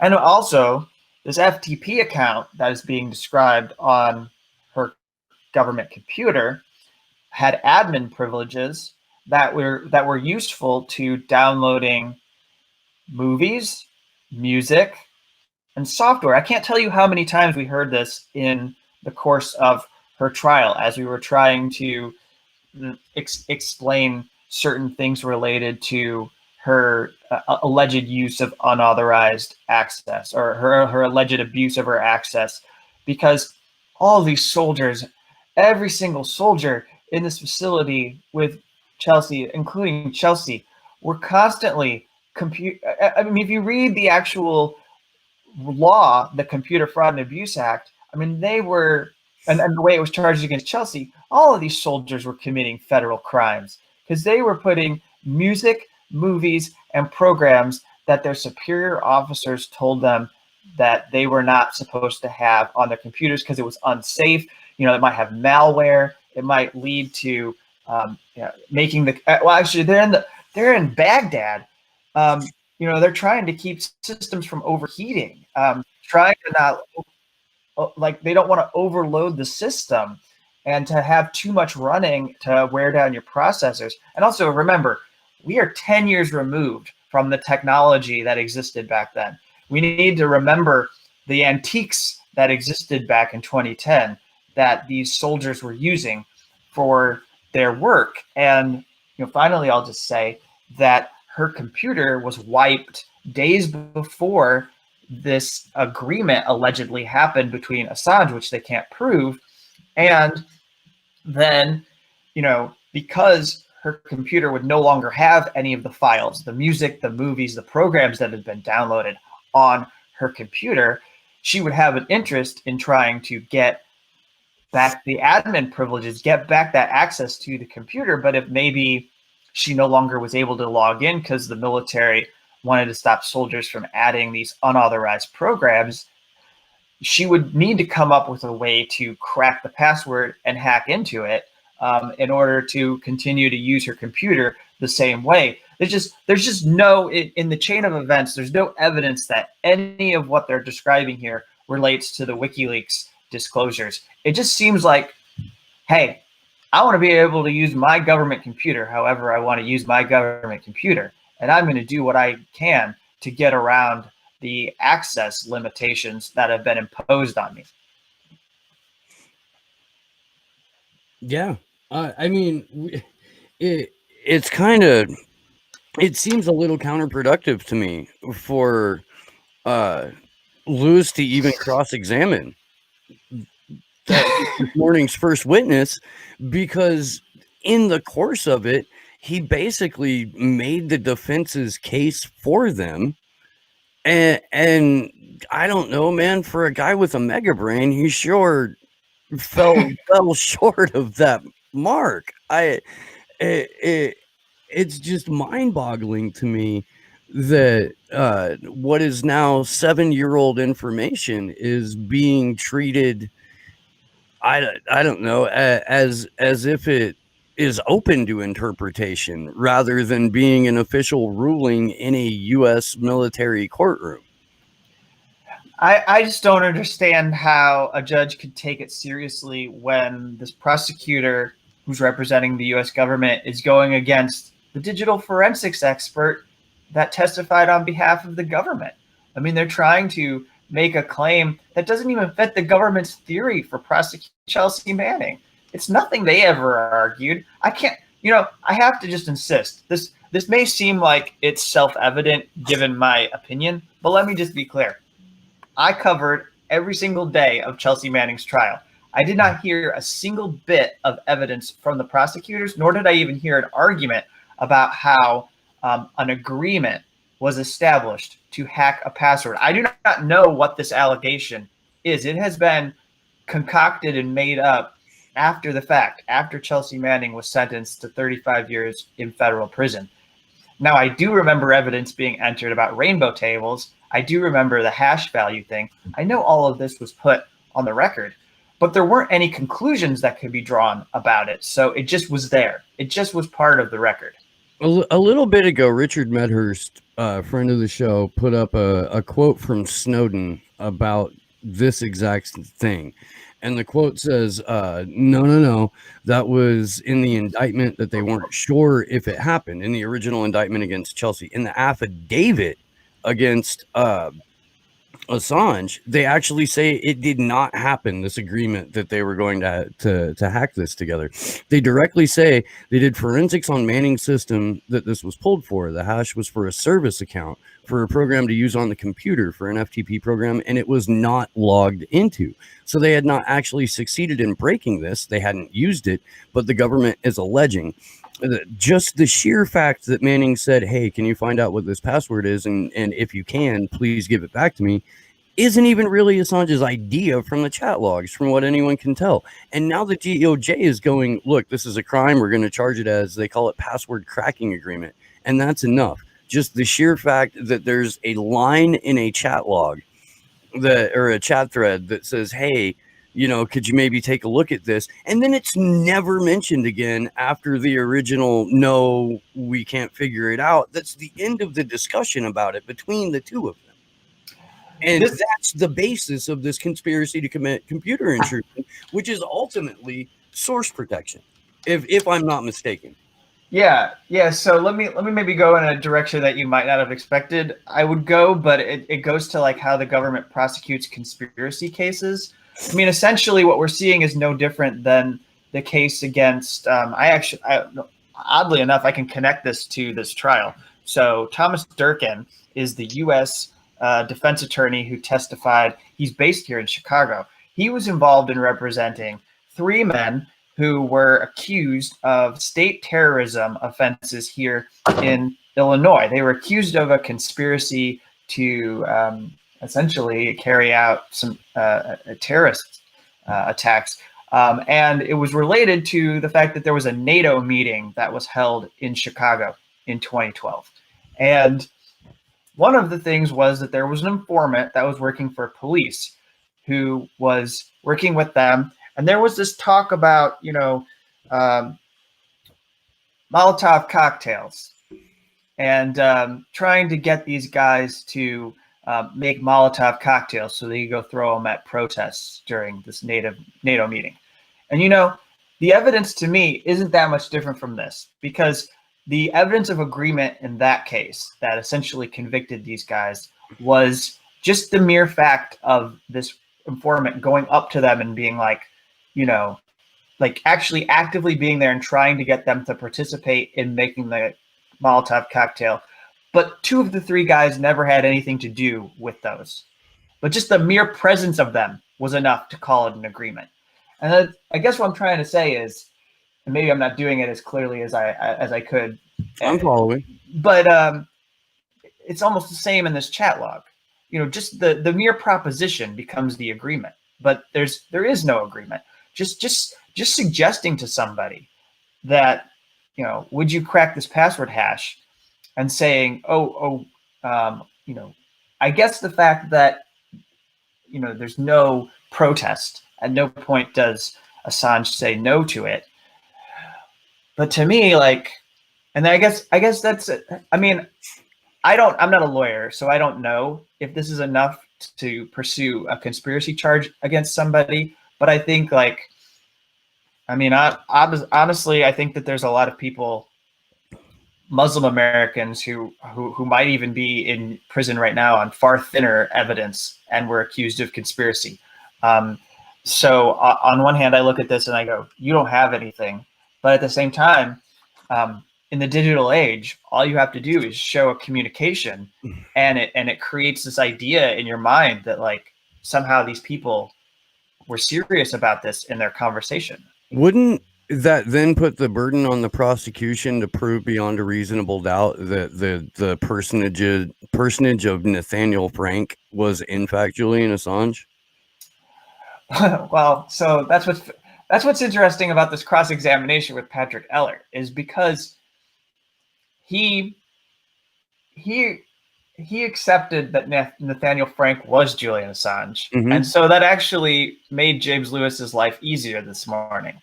Yeah. And I'm not saying he did anything wrong necessarily, but you're right that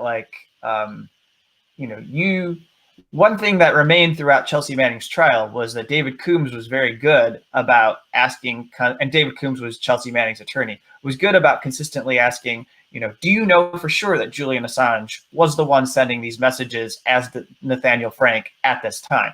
Yes, you say it was associated with his account, but how can you prove that, his butt was in the computer chair actually sending those messages? And that was, obviously no forensic expert's going to ever be able to say definitively, yeah. Right. Nobody's going to be able to say yes. So no, I mean, this account we believe is associated with Julian Assange, but to date, the government has never proven that Assange was actually using this account to communicate with Chelsea Manning. It could have been somebody in WikiLeaks who was using this account to talk with Chelsea Manning. It seems like they could further muddy the water on this issue. The defense could, by incorporating the reality that Siggy was convicted of impersonating Julian Assange in 2011? Yeah. Yeah. It could, and I'm certainly not a lawyer or trying to tell the defense how to do their job. It just occurred to me that since one of the main witnesses for the prosecution in the superseding indictment has been convicted of impersonating Julian Assange, that they could further obfuscate the point of the prosecution by bringing that up. And if I was the defense, I would be honing in on all of the convictions that Sigurd Thordarson has received throughout his illustrious criminal career. Right. Yeah. That makes a lot of sense to me. So I think you might like this. I'm going to try to pull it up if I can get this to load. So this was the exchange that I made sure I got out while I was frantically taking notes, because I thought this was, if you're the defense and the prosecutor gets up to cross-exam and then this happens, you got to feel really good about James Lewis basically falling flat on his face. So he said, he asked Patrick Eller, and by the way, this guy is not just any forensic expert. It's not like he's just someone who goes to hackathons and has supported Electronic Frontier Foundation and donates to WikiLeaks. This is a government dude. This is a guy who's had 20 years in the U.S. military.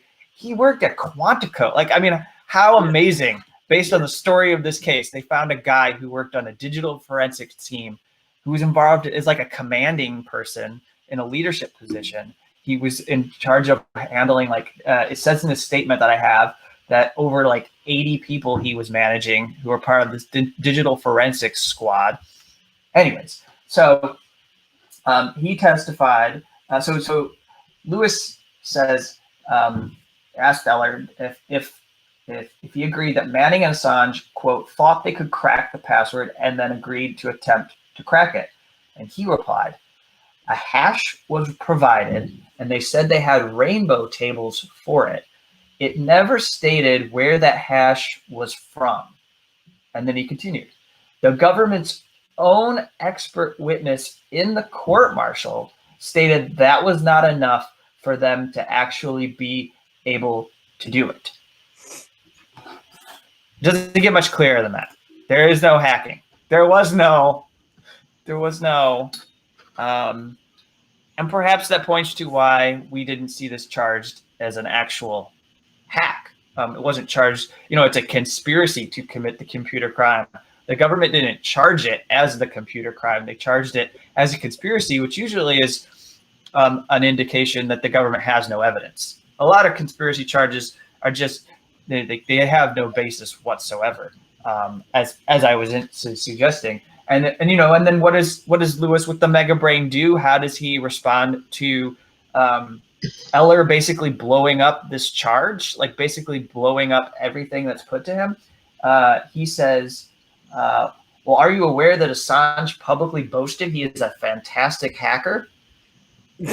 Like, maybe he could have come up with some kind of like superhuman hacking capability that technology has never seen before. Just, and he also invoked Donald Rumsfeld. Megabrain did when he basically said the absence of evidence is not the evidence of absence. Holy fuck, it cracked me up, man.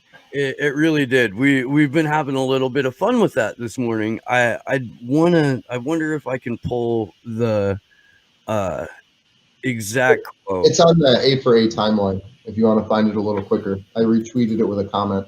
Okay. Let me see if I can find it. Yeah, I'm getting there right meow. Because as we were kicking off this morning, I actually cracked a joke about that the absence of evidence is not the evidence of absence. And then Lewis literally says it in court. So let me find where this is at. But while we're looking for this, Kevin, have you had any issues with censorship or shadow banning or anything like that you've noticed? No, not particularly. I mean, I haven't noticed anything on my end. I feel like most of my stuff's getting out. Okay. I'll be Because right. I have a bit of an issue. So I'm putting together a more or less what I would call like a action for Assange press packet. Okay. I'm going through each day of court, pulling out the major points and putting it sourced to yours and Mohammed's and Mary's and Juan's and Defense Assange's tweets. but when you go to search for your name, like in Twitter's advanced search, your user handle and then posts between certain dates, it comes up with absolutely nothing. And Huh, I didn't realize that. And it may just be on my side, but it does the same thing for Mo, and it does the same thing for Defense Assange, where you can't isolate tweets based on the day for your guys' accounts. It says there's nothing there. And then as you're scrolling through, because instead of searching it, I had to scroll all the way down your guys' feeds. It cuts Defense Assange off on the 16th of September. It cut Mohammed off on the 14th or 15th, to where I couldn't find their Twitter threads from before then on Twitter. Like, it just wouldn't let me look that deep into Twitter's history to go back to it. So I didn't know if you had noticed any weird things like that. No, but I've been very busy, so a lot of this stuff I'm just putting out and expecting that people are going to see it, and I'm not sure how far things are going because I have had a lot of other stuff that I've been dealing with. But I got a little So nice it's interesting. I can share with you that sources out the major developments from each day. That's great. That's great. I think I'm going to drop off, and I wanted to take care of some things before court comes back at the top of the hour. I don't know if you had anything. Were there any other questions for me before? No, just that we appreciate you being so vigilant, man. Yeah, Thank you. It's been good to. I enjoyed the lunch break conversations. So I'll see you next week. Thanks, buddy. Yep. Have a good one. I love that he's using Mega Brain now. Oh, dude, I love it. I love it. Everyone needs to be calling QC Lewis Mega Brain. Mega In truth, I'm Brain. literally referring to him as James Mega Brain Lewis. Yes. So I have about an hour before we have to get out of here, so I can probably hang out a little bit longer. But this has been goes. So you we got an hour before we got to get out of the Airbnb and transfer some That's things to another non-disclosed location. I'm sure Steve can cover it for a little bit if you want to go. If he wants to go longer. Yeah, I mean, I can hang out for a bit, but it'll probably be once lunch is back. So what I would like to do is answer any questions. Hey, Nico, we have had Nico's actually in chat, or someone in the MCSC network is in chat. We've had trouble sharing our links out all week to these. So yeah, it's just kind of the nature of the business, so to say. Let me find this evidence of absence is not absence of absence quote. I thought it was on Defend Assange. Like, yeah, I figured it out though. I grabbed the thing and retweeted it here. So we have, I'll post this tweet here because it's literally gotten one retweet. And if you guys saw the Twitter hack where they showed the admin panels, you'll know that someone could literally be sitting here as we're doing this, clicking "Don't show." It's called. It's the technical term is the "fuck you" switch. Yes, and we generally get some traction with our tweets, but most times when we grab something out of court and say, "Hey, public, look at this," that tweet immediately doesn't get traction. Like there was one that Misty just liked and retweeted. That the only person on it is Misty and one other person that liked and retweeted it. So I just dropped that link to this in here. Throughout this trial, every time that I have directly quoted from either defense or the prosecution, not only does it not get traction, but I personally don't see notifications when people like or comment or RT it. Like it's the algorithm makes it so I don't know what is happening with my own tweet unless I go and physically go to the profile, scroll down and take a look at it. And half of the time it's been removed by Twitter, just flat the fuck out removed. So I had one person grab this tweet and it was really weird what they said, but I want to read this. Absence of evidence is not evidence of absence. So Lewis challenges Eller's claim that the password was not cracked. Eller deduced this from the conversations that he has seen and saw no evidence that it was. Lewis says, but you do not have evidence that it wasn't. Mm-hmm. That is Dun, quite dun, dun. Mega Brain. Fuck. That picture is the gift that keeps on giving. You saved it, right? Oh, of course. Okay, making sure. Yeah. No, it's in my motherfucking files. I gotta get it saved too. I'm gonna use I have that a shit. feeling that we're gonna get a little bit of mileage out of that. And I did put it out on Twitter, and I tagged Jimmy and Lee and Krish and Placone and Elwood and like any other comic I could think of. Oh yeah, they're gonna roll. At least one person is gonna roll with it.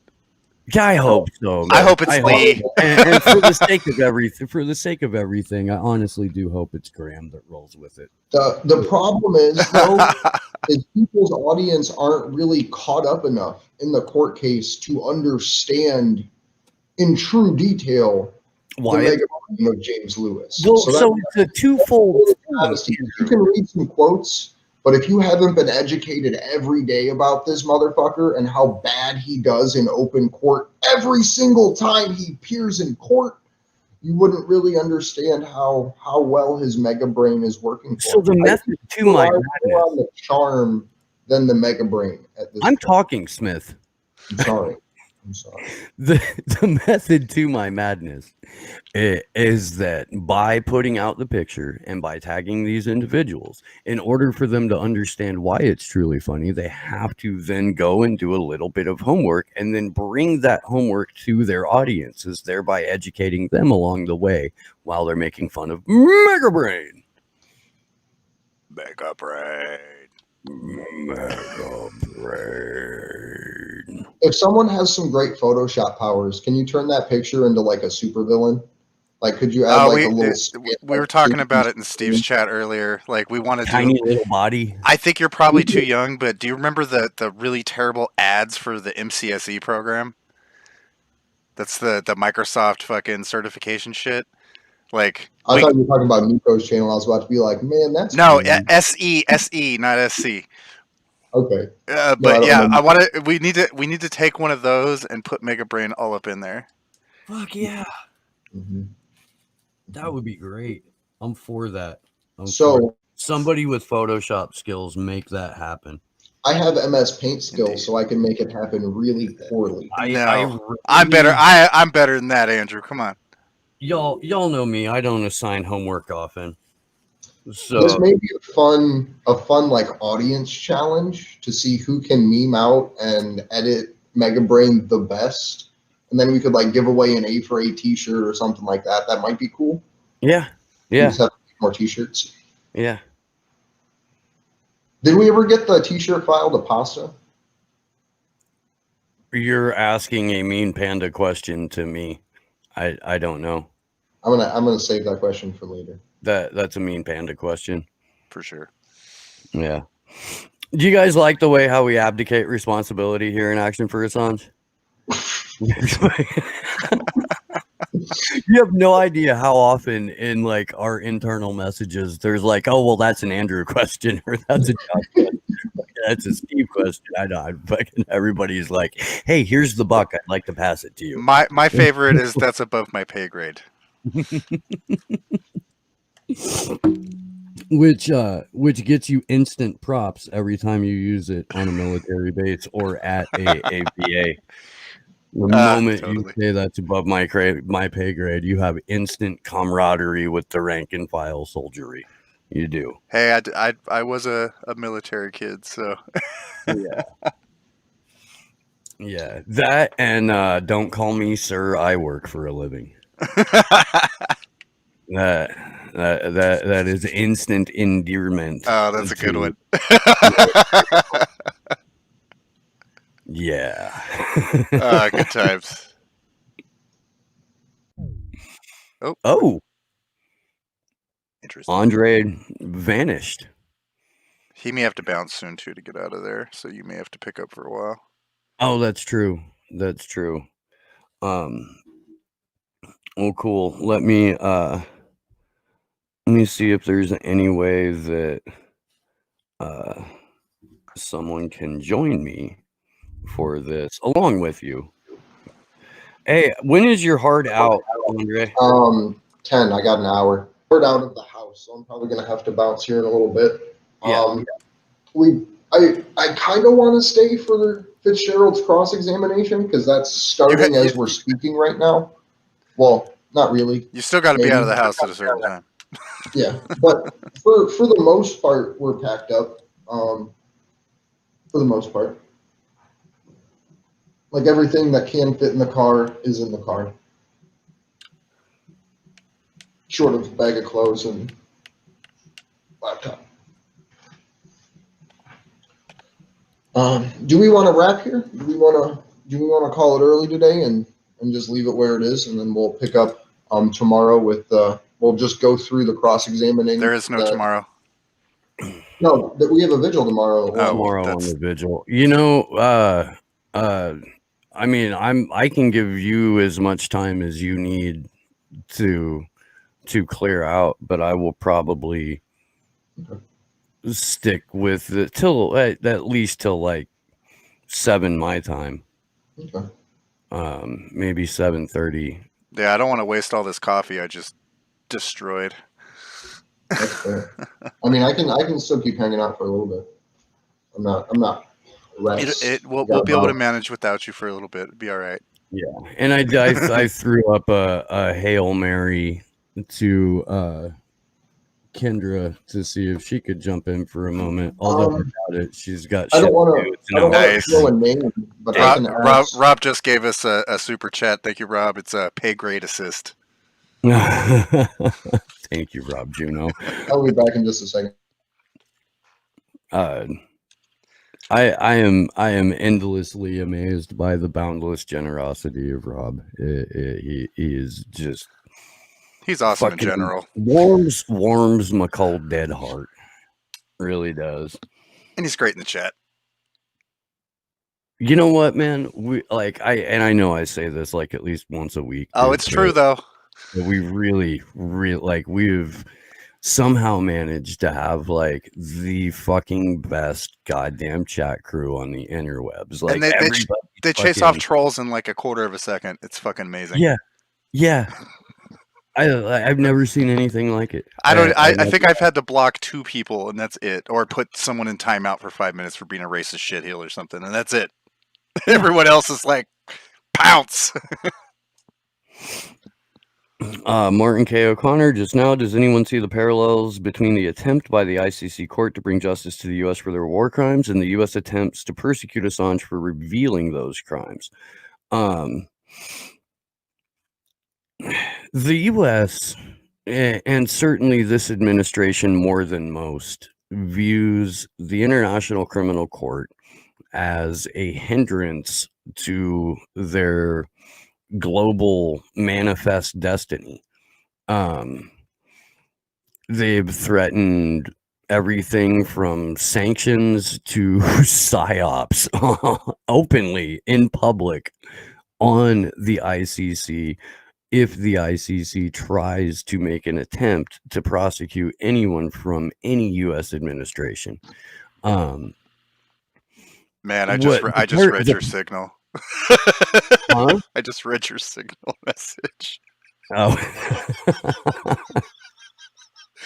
Oh man, good Yeah. stuff. The parallels that I see between these things, Martin, is just the fucking bloated hand of a criminal regime in the U.S. intelligence services, trying not only to control the narrative, but trying to control all participants in I don't know, a world that they view as theirs. That's the parallel that I see. Yes, the ICC has toyed with the idea of, or vocalized the idea of wanting to investigate people responsible for war crimes. And there have been immediate threats of retaliation against the ICC by the fucking US government, which you would think would spark some sort of at least, I don't know, diplomatic corps based international incident. But the US is the biggest bully on the block. We are partnered with, the other Five Eyes countries and with Israel, and that forms a nuclear armed block of bullies. I mean, in terms of trying to keep the truth in the dark, there are certainly parallels. Yes. I hope that explains some shit. I don't know. Maybe it doesn't.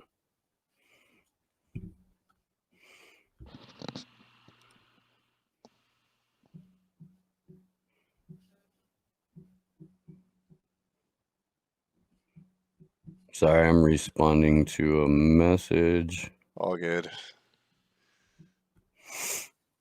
I'm not as picky on dead air at this ungodly hour. Right. So I'm gonna go ahead and return to the threads here and see what is doesn't look like anything.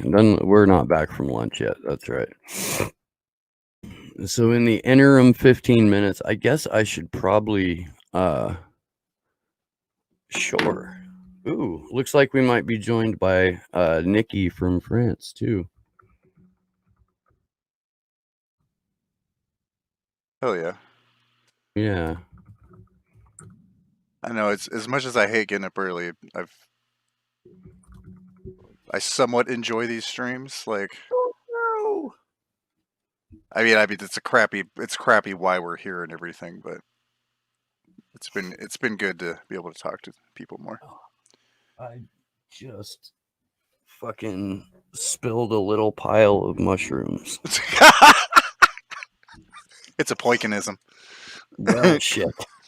Things you only hear Steve say in the middle of a very fucking sobering live stream. Crap. It is legal there.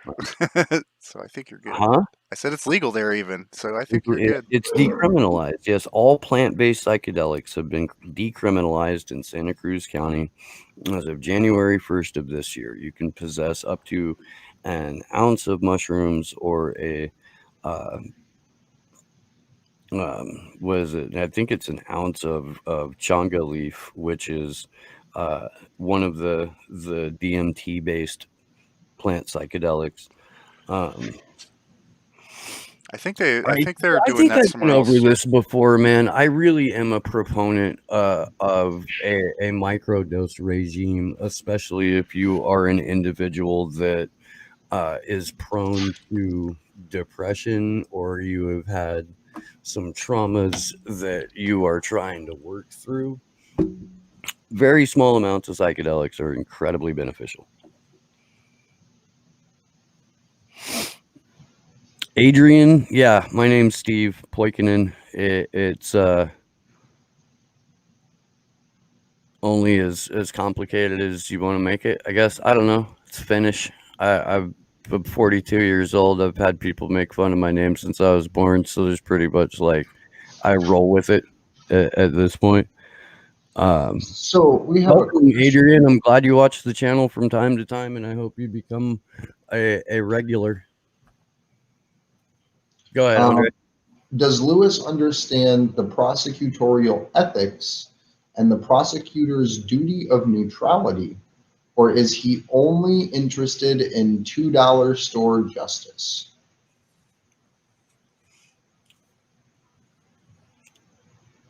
I think Lewis is interested in a legacy. I think Lewis wants to be talked about and whispered in reverent tones like other trial lawyers or trial prosecutors are after they've achieved a relative amount of success or fame. I don't think for a moment that Lewis doesn't have a personal interest in this case. I think that he has made it almost a crusade, if you will, a religious experience of sorts to get Julian Assange. This is evidenced by both his method of cross-examination and his very frequent outbursts at everyone, including Judge Vanessa Baratzer. So I want to give just a shout out to everybody in chat. We got 2 people watching on Twitch, 5 people on Facebook, 21 people in the A4A chat, and 21 people in the MCSC chat. And we got so about 25 in Slow News Day. So I just want to say thank you to everyone that's getting up at this heinously ridiculous early hour. On the East Coast, we're pushing 9 o'clock, but on the West Coast, we're still not even past 6 right now. It's true. So I just want to say thank you to the more than 75 people that are tuning in to check this out. It's been a hell of a journey. This is our last day here in Washington, D.C. So I just want to talk a little bit, because we got about 10 minutes before court comes back, about what we've been able to accomplish in this time. We crowdfunded somewhere in the vicinity of $12,000 to $13,000 to get here. The majority of which was spent on housing to be able to get us here and stay here for 3 weeks. We spent a bunch of it on different props and things like that for the actual setup. And then whatever left from that, we are going to be donating to other Free Assange groups, whether it's Wise Up Action, whether it's Shadowproof, that's done a great job in reporting, Stella Morris's campaign for the legal team, stuff like that. So we really appreciate all of the money that people have donated to make this happen.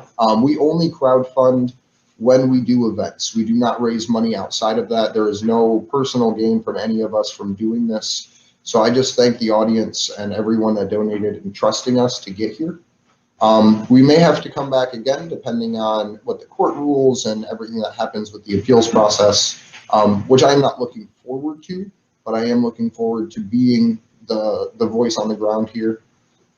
Today, we will be going to the Lincoln Memorial, which is, if you remember all the way back to September 7th, that was the first event that we did during the court period. We did go out on Friday before Capitol Hill, but our first official event for the court trial was going to the Lincoln Memorial. So we're going back there.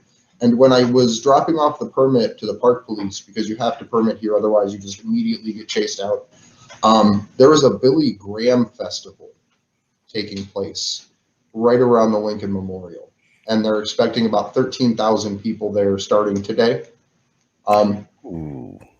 Yeah. That's so weird. There's a Billy Graham semi-trailer at a church in Felton down the road from me that's supposed to be there to, like, I don't know, I guess provide mass evangelical fucking quote-unquote support to victims of the fire that went through here. I don't know, but it's really weird. The giant trailer, it says Billy Graham Experience or some shit like that. Billy Graham Ministry. They're doing that in DC too. And then to be legally smack dab in the middle of it with our Free Assange tent, with our sounds blasting. If everything goes the way it should, we will have Max Blumenthal joining us today as well. We've had some issues with locations and police on Wednesday and Thursday. So that was a little hectic, but I am really glad to be able to do the Lincoln Memorial on site. I have the permit in my pocket, so if they ask questions, I can just be like, here, this is approved. So I'm just super excited because we're going to be doing at least 4 hours outside of the Lincoln Memorial from about 2 until about 6, if not a little longer, just depending on how exhausted we are. So I cannot say thank you enough to everyone that has helped make this happen. I hope every dollar that people donated, they feel like it was worth it, because we really tried our hardest. Like, we were working 22 hours a day here, making sure that we were getting content up, making sure we were getting streams done, doing work with calls to action and networking and trying to get movement behind the scenes. So this was a full-fledged Operation Free Assange event here that took place in getting everybody out and getting everyone connected. So I just, again, thank you so much. And I don't think I can say that enough. But if I say it anymore, Josh will probably yell at me. It's possible. But I'd like to we should be thanking our audience. I'm shocked they got us here, honestly. So thank you. It's extra amazing because of the way that like world economies got shut down because of the Rona, and there's been next to no outlet discussing this. Like outside of the people that we talk about routinely, but there's been minimal mainstream or independent media coverage of this. So it speaks to the level of engagement of our audience, and to the dedication of our audience to want to see, some real actual reporting being done on this issue. And yeah, we can't thank you enough. It does look like here shortly that we're going to be joined by Nikki K from France, our friend Katja's Compass. And if you don't follow her, do that. Pardon? I said if people don't follow her, they should be doing that.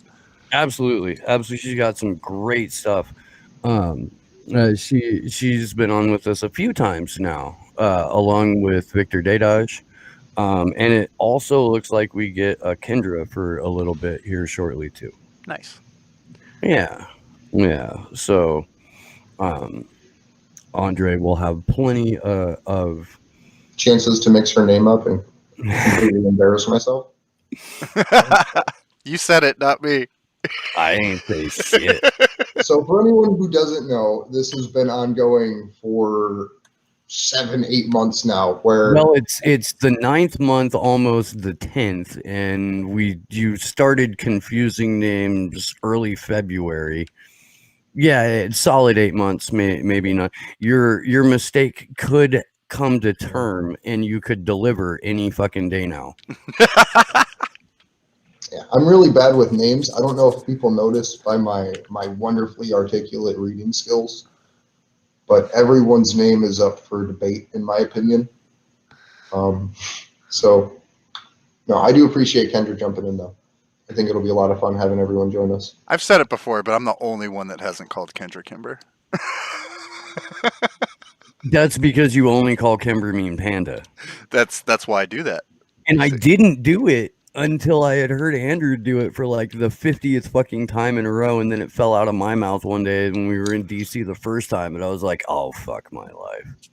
Yeah. God damn it. And now I do it like once a month. Poor It's Kendra. bad. It's really bad. And I call David, like, for no ass reason. Like, I don't even know a David that does this, and somehow his name becomes David half the time. So I would like to apologize to everyone whose names I confuse on a very frequent basis for no reason. Martin O'Connor is who a yellow vest? Nikki? I don't believe so, but I am not familiar with her wardrobe choices. I have a yellow vest in my bag. Anybody can be a yellow vest. All you got to do is do it. Yeah. While we're in a lull here, though, decentralized action. Be the person in your community that's handing out flyers, putting posters on poles, walking around yelling about this. Maybe not that one, but you can if you want. Go to local media outlets, ask them to cover this. Like, do what you can with the time and money that you have in your local community. Most places still have people out walking around. Putting up posters is a great way to help spread the message to the public. We cannot lose this court case, and the only way that we're going to win it is in the court of public opinion. So we have to apply pressure in that way. We have to educate our cities on what is happening in Julian's case. Steve and I will, at some point, eventually start doing live events around the country where we're going to be meeting up with Assange supporters, trying to host something maybe on the backs of stand-up comedy shows or in the same town in the same time. We don't know. We're working on it. But in the meantime, try to set up events at your local public libraries to educate people about Julian's situation. Print media and radio media are desperate for advertisers right now because no one has money, and 60% of businesses on Yelp have now been closed due to the heinous lockdown measures. So you can get prime advertising for a quarter of what it used to cost. Be the one person, be the crazy person in your town that does not let this go, because when this is gone, they're literally opening the door to prosecute anyone that's ever even read a WikiLeaks file. So Not only that, but they were not shy about saying that the U.S. has every right to prosecute journalists and criminalize journalism. right. That was made by statement was made by Claire Dobbins Mhm. while she was cross-examining Shankman. Shankman. I believe that's the only person she's actually cross-examined, and she did terrible. She really did. She really did. I mean, I guess if you've got to fake a coronavirus scare just to buy your prosecution team a couple of extra days to sort out maybe why it is they're getting their ass kicked, then And man, I can't tell you how many. Actually, I will tell you.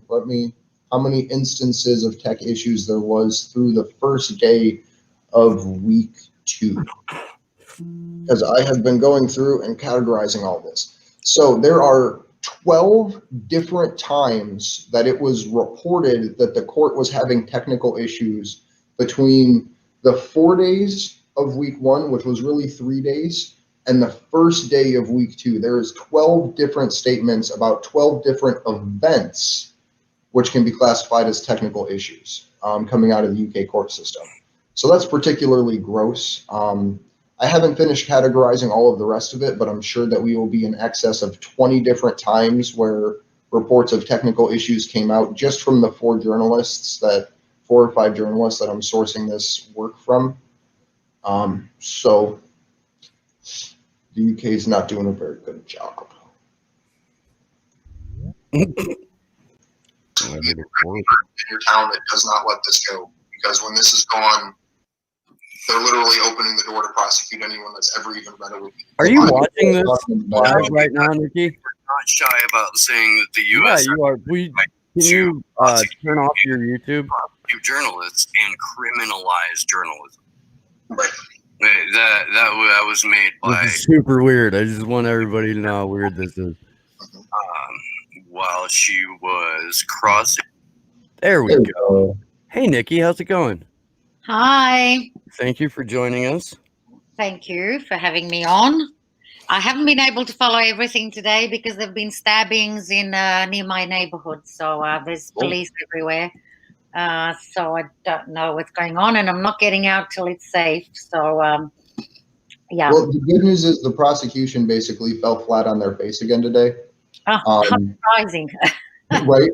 Lewis, Prosecutor Lewis, went as far as to talk about the evidence from Chelsea Manning's trial that proved that Chelsea did all of the exfiltration and downloading from her own personal account, that there was no other account that is known in her court-martial about how information was accessed. So that was a big piece.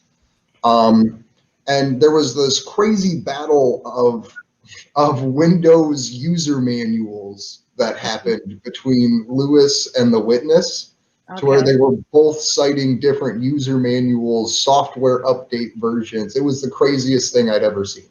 But Lewis essentially talked himself into a corner about how the password could have been cracked but wasn't. So it was pretty good watching Lewis literally just talk himself in circles and have a military forensic analysis about how wrong he was. Right. I would have thought that he would have called an expert witness about the forensics, but, you know, I mean, if he's such a mega brain, he doesn't need the experts, right? I mean, he can just give evidence to the bar. I love that. I love that's catching on. Mega brain. Yeah. Well, you know, It's his own goddamn fault. Exactly. I mean, it's not like we found the profile on another site. It's on his own site. So, you know, he's promoting himself in that way. So we should help him. We should help him with his own promotion. That's my hope that enough stand-up comedians will get that picture, that we can really let people know who James Lewis QC is. Well, we like him. We like him because he's doing some work for us, you know, unwittingly. But I suppose in one way he doesn't have anything to worry about because the court he's facing is on his side. That's fairly clear. I think. You don't have to be a lawyer to see that. So he, he's got a good forum. It's the referee's on his side so far, and it looks like, and there's a script. So they're all reading from a script, apart from the Assange's legal team. The rest of them are reading from a script. And to the point to where Captain Megabrain himself yelled at someone on the stand, "You need to stick to my script, not stick to the script or a script." Not even hiding it. Script. I am Megabrain. Stick to my script. How bad is it that they're not even hiding that it's a sham trial? That is a worry that they're not.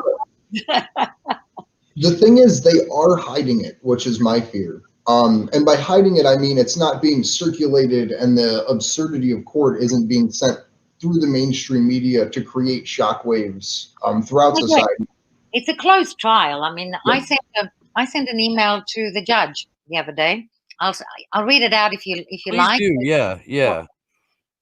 It's a short email. I sent it to her, to one of the bureaucrats in there, and I asked her to pass it on to the judge. And she said she did pass it on to the judge. So let me find it very quickly. Here it is.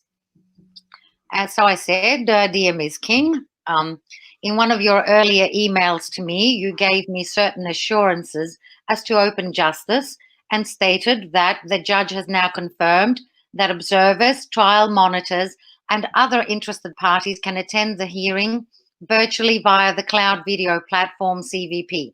Said statement indicates that the arrangements for open justice are the judge's decision, not that of a private security firm, because I was told that it's for the security firm, for security to decide who goes in or out.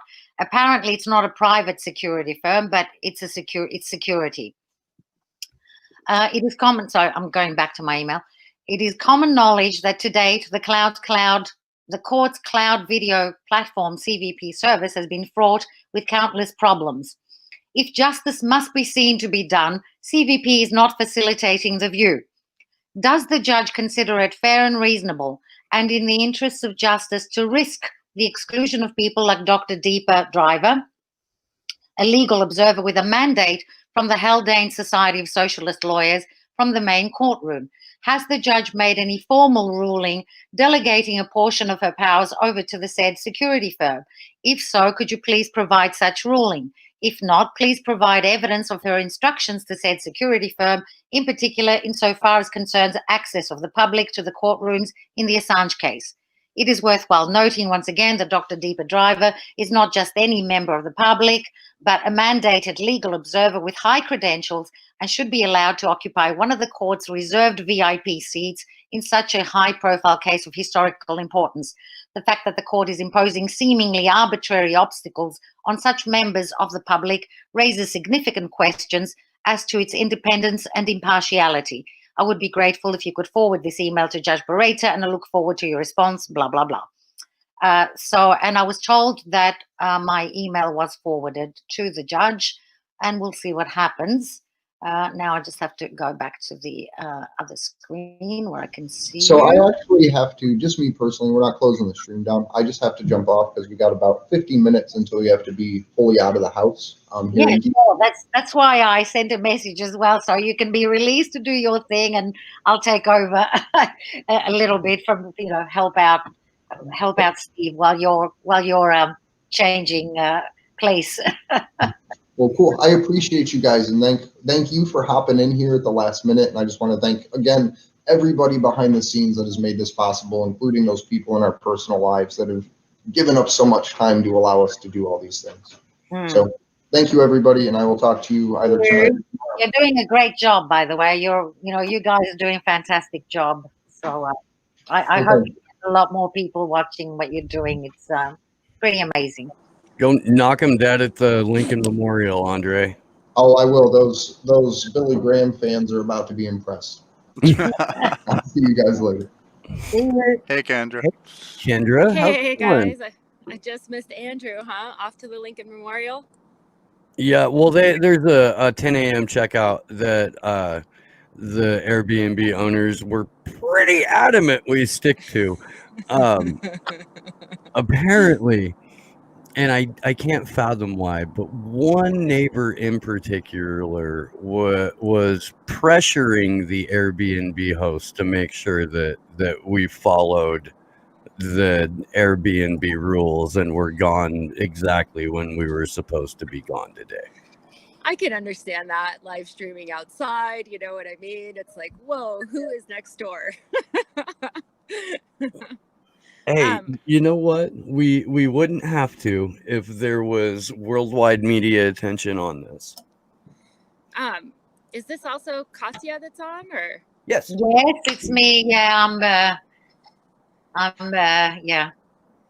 Hi, nice to see I'm- you. Thank you for That's not touching my real that. name. Hi. Oh, okay, gotcha. Sorry. So, Yeah, we my did- real name is Nikki, but I use Katya because I'm an author as well, and one of my pen names is Katya Stiletti. So initially, when I got onto Twitter, I was using that name to promote that book, and so I kept to it for that reason. But my real name is Nikki. So we are back from recess, and this is coming out of Assange defense. Mark Summers for the defense, re-examining Patrick Eller. The Jabber chat has one user as nobody. We know that's Manning because she said so at her trial, right? Eller answers correct. And this is something that we were talking about with Kevin during the break, so I'm glad this is taking place in open court. Summer says, were you asked to determine who Nathaniel Frank is? Eller says no. He says, so why attribute that name to Assange in your statement? Eller says that was just assumed. Summers says, so we can't know whether that's Assange. Eller has to answer no. Or whether multiple users were behind that username. And he says, well, we can't know that. Continuing on, Summers says, do you stand by your assessment that cracking the hash as alleged would have been impossible?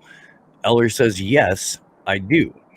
Summers says, Microsoft's assessment was that it was computationally infeasible for a password hash to be cracked as such.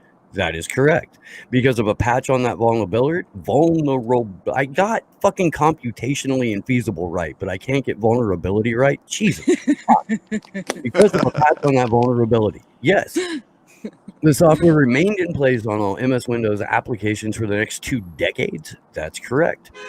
Would a skilled hacker be able to achieve something that is computationally infeasible?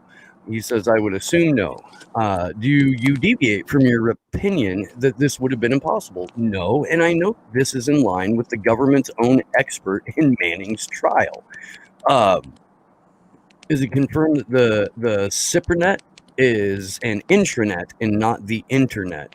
Yes, we can get into that explanation here shortly. How many people had access to CIPRNet? Anyone tasked with using a secret government database or computer. Can you give a number? Probably in the millions. The judge seems surprised. In the millions? Yes. Now, this is something that Daniel Ellsberg has talked about too, with the US's crazy classification system. There's something like 100,000 people with the exact same rank as Chelsea Manning had access to the exact database that she did, and that is just people in that rank. There are also additional hundreds of thousands of other people who had access to that database. Which is just a question. insane that everybody had access to that, you know? I mean, how they were belligerent themselves with their own material. Yeah, I mean, they Right? were flat out like open about, yes, we're using this software so that we can download music and video games, even though we know that's a no-no. You still have the piece of tape over that hat, or did you take it off? No, it's It's staying. still there. That's fucking Yeah. awesome, dude. That's quality. I'll be back in like Oh. 2 minutes. Okay, I'm lost without you.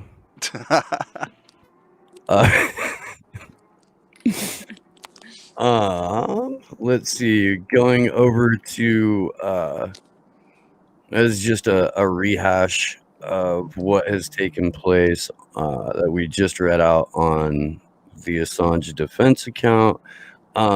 Yeah, so I'm glad that we have a moment here where there's some shock by the concierge for the U.S. State Department, because it does expose how ridiculous the system of classification is here in the U.S. Another thing that Ellsberg said was that the Manning leaks themselves are very low level classified material, and that what Ellsberg produced that became the basis of the Pentagon Papers was much, much, much higher up the classification ladder. Nikki, can you weigh in on any of this? Well, as Alfred Desire said, it's never a crime to expose a crime. So, apart from that, there are executive orders that say that you cannot classify crimes, you cannot classify anything that's politically embarrassing. So, the classification in itself is invalid. That's what I think. So legally, this that should be a non sequitur. I mean, there's nothing to discuss there. They committed war crimes. Whether or not they tried to cover them up in a so-called legal way, that has failed in reality. The reality is that these crimes cannot be classified. They can have the name classification stamped on them, but they cannot be classified. And we on the outside of the trial should always be bringing the focus on those war crimes.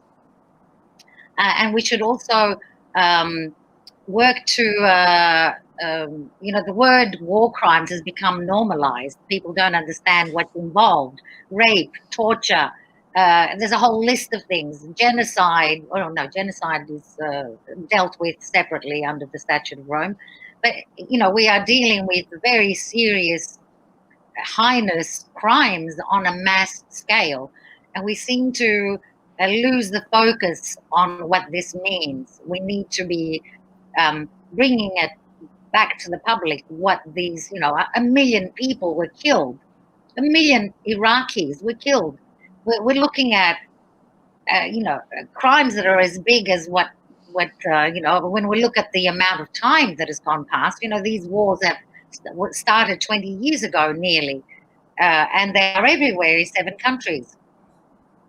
So we're looking at, if it's 1 million in Iraq alone of dead people, we're not even looking at the orphans, the mutilated people, the raped people, the whole mess, the destruction of infrastructure, hospitals, which apparently are bombed by accident, so many accidents.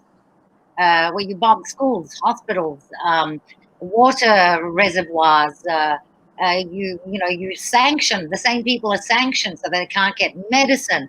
It's horrific. And people are concerned about, is Assange a good guy or a bad guy? Do we like him? Does he have Asperger's? Because Asperger's apparently, being a hero is a psychiatric illness. That's where we're at. You have to be diagnosed with an illness to explain heroism, because God forbid, the normal is a psychopath, or many psychopaths. They are normal. These are the normal people. They have courts. They set up courts. The psychopaths have courts, and the heroes have psychiatric illnesses. I would like somebody to psychiatrically assess the POTUS and the MOTUS and the whatever, all the OTUSes.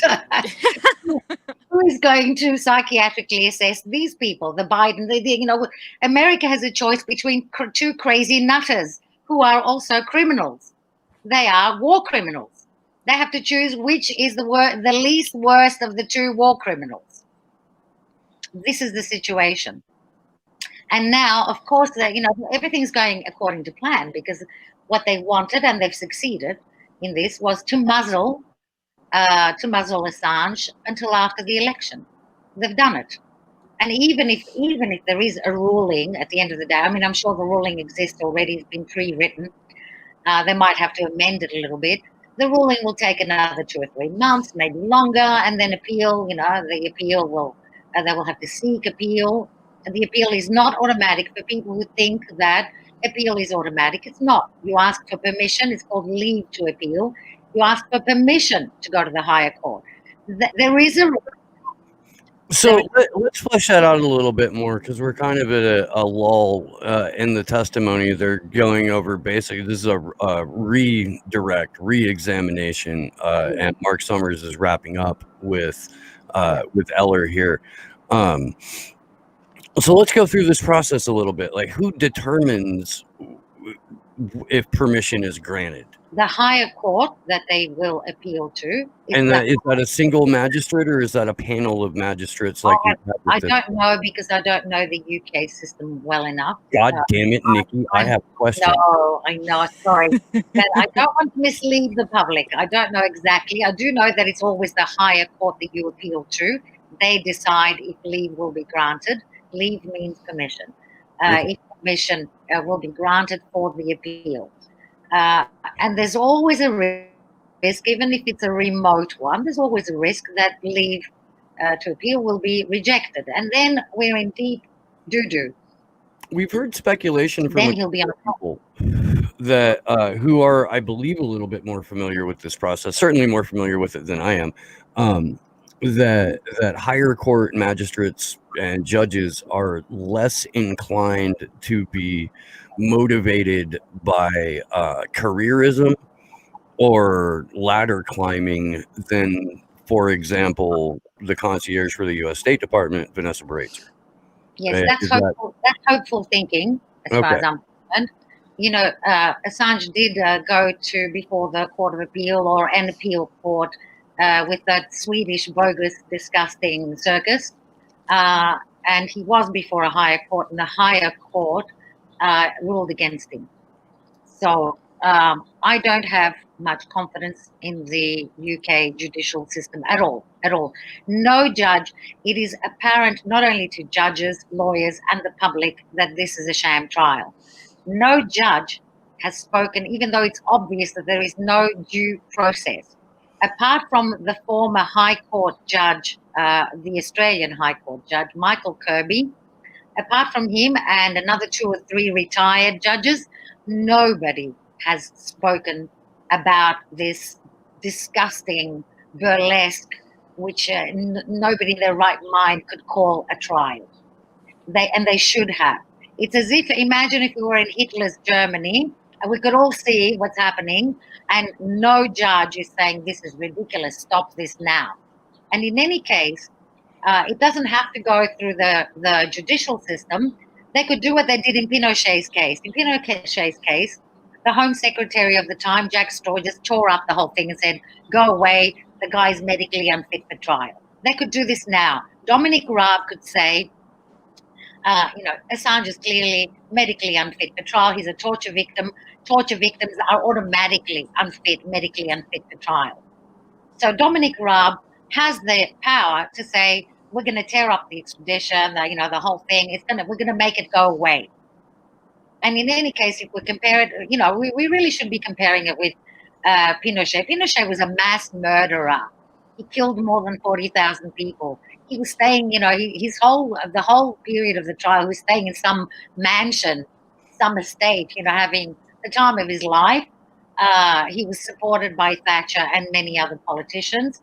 And the whole thing was, it was a Mickey Mouse trial, but in favor of Pinochet. And in the end, nobody was extradited anywhere.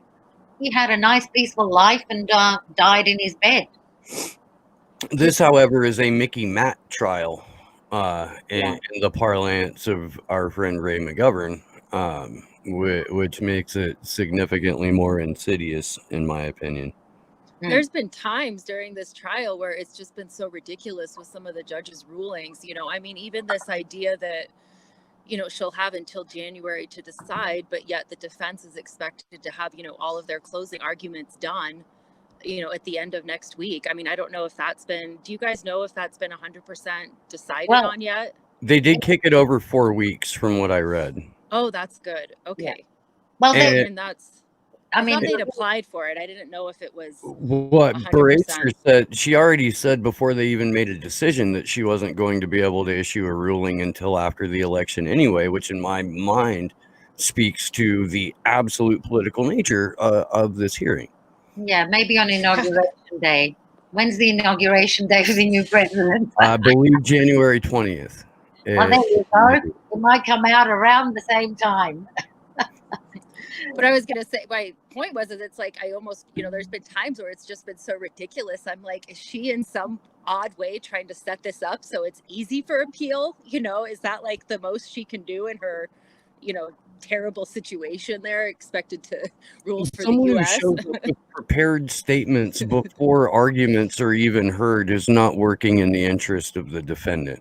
No, I know, but I'm just, you know what I mean? It's been so ridiculous that it seems that appeal would be easy to get, but of course, that's assuming that there's some sort of semblance of law left in the UK.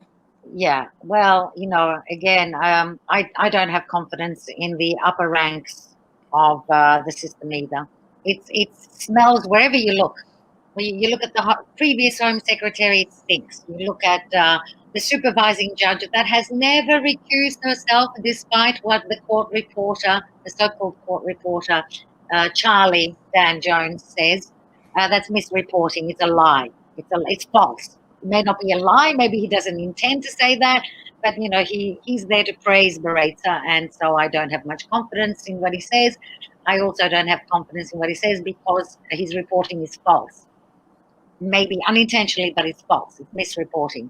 So I'm not interested in what he says, apart from telling the world out there that Charlie is doing a good job for the system and not to inform the public. He also got certain aspects of what the treaty says wrong. There's quite a few tweets that I screenshot where there is false and misleading information. And he is, just by coincidence, the first reporter that was allowed into the main courtroom. Coincidence? Another coincidence? There's so many of them. That was such a great find. I really appreciated you finding that, because we had been, at least on our Denver account, looking for different people retweeting, and I know that we had retweeted him a few times, and I was really appreciative that you found that, because it was just complete smears there. And I don't and to your guys' knowledge, those VIP seats have still never been filled, correct?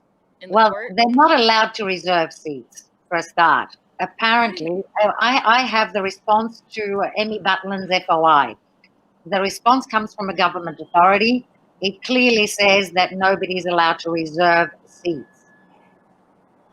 It's clear. I'll send you a screenshot of it. In fact, I'll send you the whole document afterwards. I can't find it straight away. So they're not allowed to reserve seats. If there are seats reserved, who are they being given to? I would really love to know the names of the VIPs, the VIPs. And I really would like to know why people like Rebecca Vincent is not allowed in. I mean, she's supposed to be for Reporters Without Borders. So it's an important NGO. I really would like to know why mandated legal observers like Deepa Driver is, these people, they are allowed in if they queue, but there's always a risk that they will not make it. They have to stand in a queue for hours, and they may make it in the court, they might not. These people, if anyone should be reserved a seat, it should be Rebecca Vincent and Deepa Driver. And if there's some kind of instruction to the security people outside to handle this way, I'd like to know why. I'd like to know what the instructions are, and I'd like to know why people that should be in there are not. Especially when I was given assurances by email, I'll send you the screenshot. I was given assurances that all of these people would be allowed in. All access through the cloud platform, which again, it doesn't work. At Action for Assange, we're given credit by Her Majesty's prison for petitioning them successfully to have the cloud video platform in the first place. Like, we have an email from them thanking us and crediting us for the reality of the cloud video platform, so that Reporters Without Borders and Amnesty and 38 other groups could observe. And the first day in court, well, I'd And like to say, using the excuse that, well, somebody took a picture of Julian last time. mm, That was the excuse Bereitzer gave for shutting Oh. out NGOs from observing this hearing. well, you know what? Why did she allow the person that took the photo? Everyone knows who it was. Why did she allow that person back in court? I mean, she could have excluded that person from court. She could have fined that person. She could have hit them with contempt of court, whatever. She hasn't done that. So, you know, who knows what's really going on there for a start. But the other thing I wanted to mention about Reporters Without Borders is they've got the power to downgrade the UK. The UK is at position 35 right now. Yeah. They can throw the UK down to 135 if they want to. Now the process happens sometime in January, I believe. You know, I mean, they can't do it for 2020, but they're in a position to say that if you keep excluding us from this trial and not allowing us to observe it properly, because even though they're allowed in with great, you know, having to jump all sorts of hurdles, this is not normal that they have to jump hurdles to get in. They could say, well, there's a risk that this country will be downgraded when we review you, but they haven't said that either. So you know, I mean, they need to get a bit tougher as well. And instead of just doing petitions, we want more. I expect more from Reporters Without Borders, and from Agree, and Amnesty. I expect more. I want to return to this. I have a quick update for the proceedings. About Yeah. 7 minutes ago, Yeah, they're done sure. with the re-examination of Eller. The court has now moved on to discussing potential release of medical reports to the press. Fitzgerald said open justice would not be advanced by the disclosure of this. They've already had several days of testimony on it. This again is the defense team trying to protect every aspect of Julian Assange's medical history from becoming an open subject of discussion beyond what has already been talked about in the hearings this week, which, by the way, damn near fucking broke me. Yeah, I get that, man. This has been one of the toughest weeks I can remember. I'm not really too up to date.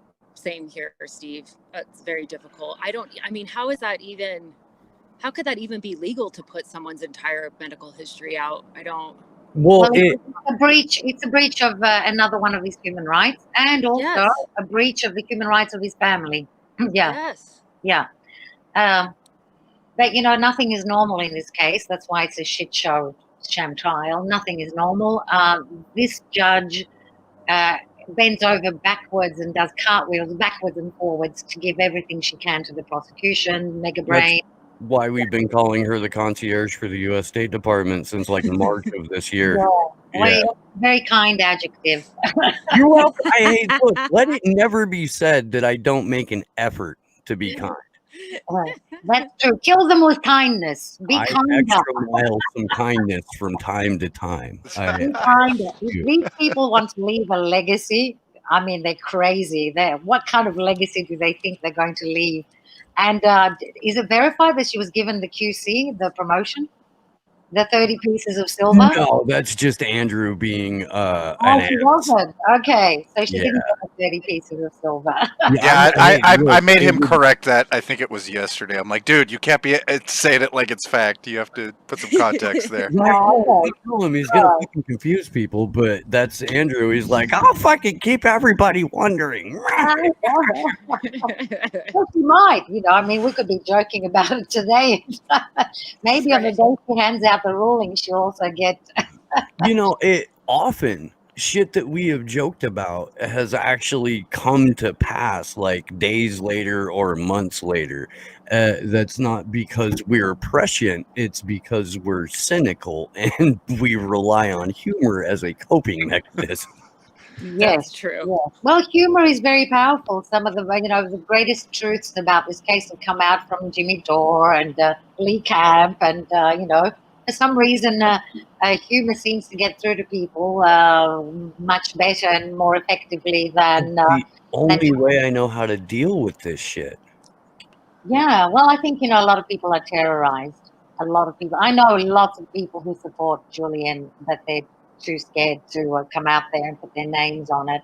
I know lots of doctors, lots of lawyers who say, yeah, keep fighting. And thanks for the support. Keep fighting. There's a fairly common refrain throughout folklore and storyteller songs that when you have nothing, you have nothing to lose. And I have nothing, so I'm gonna stick my fucking neck out. Like the regard that I have for my own personal health and safety obviously is pretty fucking slim. So I'm not necessarily worried about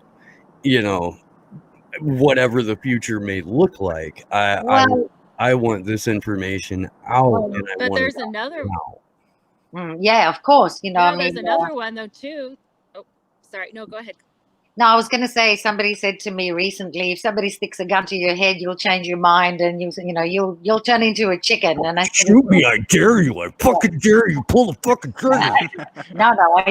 I said, if somebody has to stick a gun to my head to make me say something else, and they're the chicken, not me. Yeah. Well, and then there's also that saying, the little that you have will be taken away. And that's where I hit my head against a wall. Is I'm just like, I understand why you wouldn't want to, but if you don't, if everybody doesn't speak out now, that's what we need. And then whatever little piece you're hanging on to, is like an independent content creator, or honestly, I mean, I really think that even for the mainstream media, if this gets put into law and this precedent is set, even what they're doing is going to be even more controlled. And it's, that's just the nature of corruption. It gets worse. It's not like, oh, we're going to impose this, really draconian system, and then we're going to be really nice to everybody. Well, That's not what happens. This goes back to the idea in the U.S. political realm that, like, okay, well, once you get this person elected, then you can hold their feet to the fire, and that's just backwards logic. You can't give someone ultimate power and then expect them to walk away from that. That's not how that shit works. You get concessions out of them before they attain power, so that you can then wave that in front of their face when they have power. Well, apart from that, that's not democracy. I mean, democracy means that the power is in the hands of the people, and they can't have power if they don't have information. So freedom of the press is totally, intimately, absolutely linked to having a democracy. So how can people be crying about their democracy and not be interested in one of the pillars of democracy? That's fair. I'm trying to see if there's any movement with the hearing going on currently. I would love to get some takes from both of you, and I don't know how long, Kendra, you have before you've got to bounce for work. I know I've got about 45 more minutes in my own right.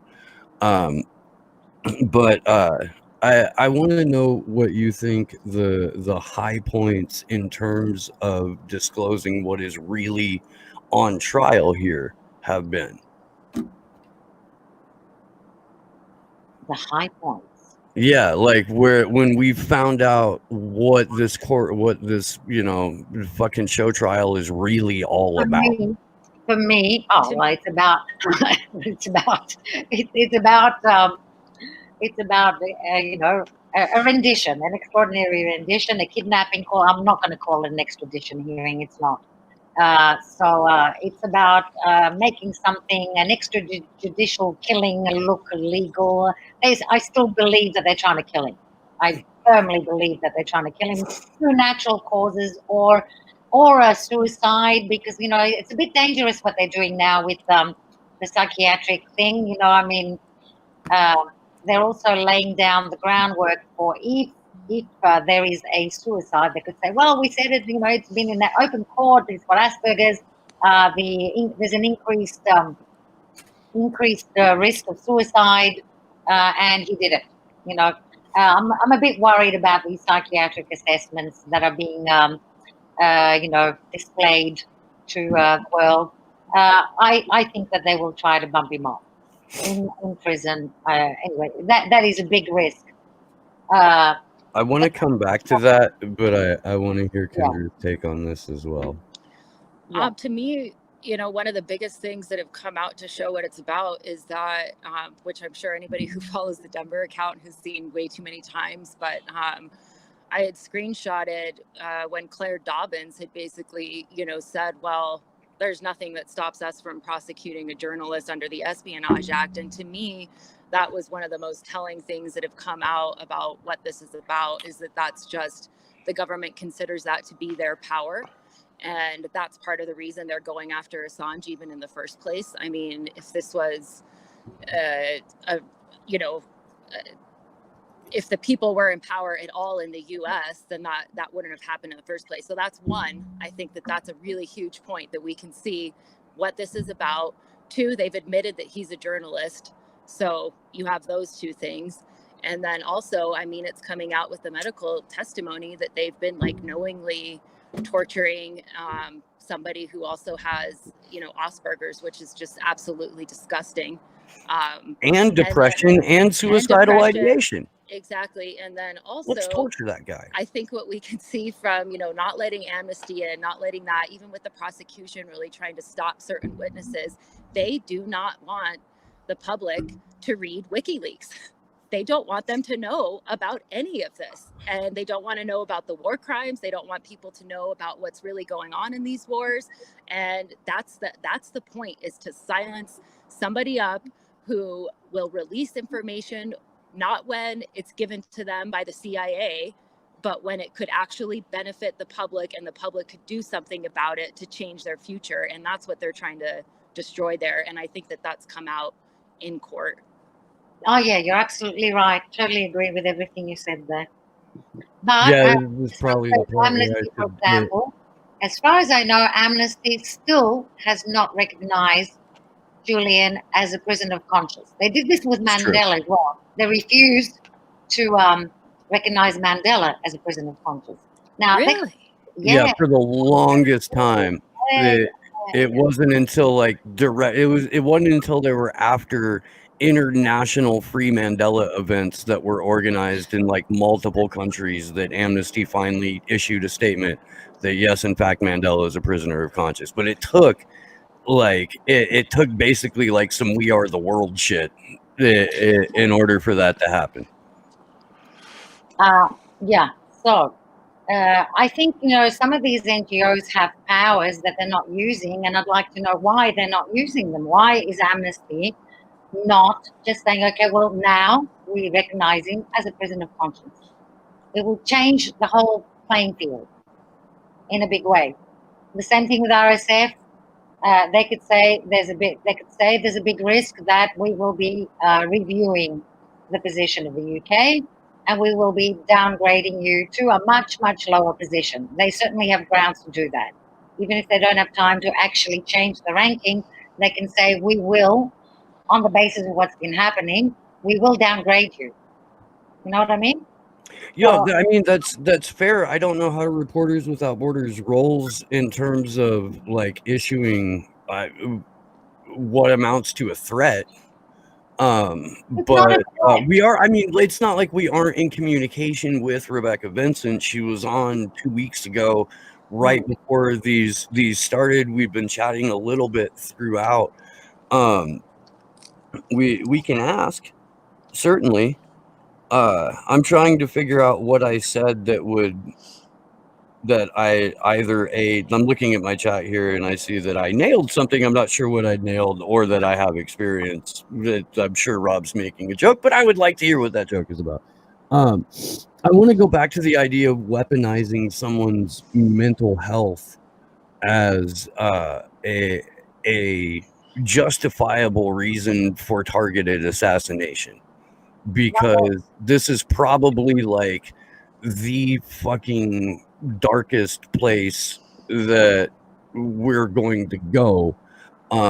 And I feel like it's easier to have these conversations with two lovely women as opposed to fucking Captain Beardy McScruff, that So let's talk about that for a moment. Well, they weaponize everything. They weaponized rape. Remember, nobody's concerned about sex trafficking and rape when it's the Clintons or the Prince Andrews or whatever. But everybody was wildly screaming about the bogus rape allegations. Never any charges. We need to keep pressing that. There were never, ever any charges. There was a 9-year preliminary investigation. It's never happened before. 9-year in the civilized world.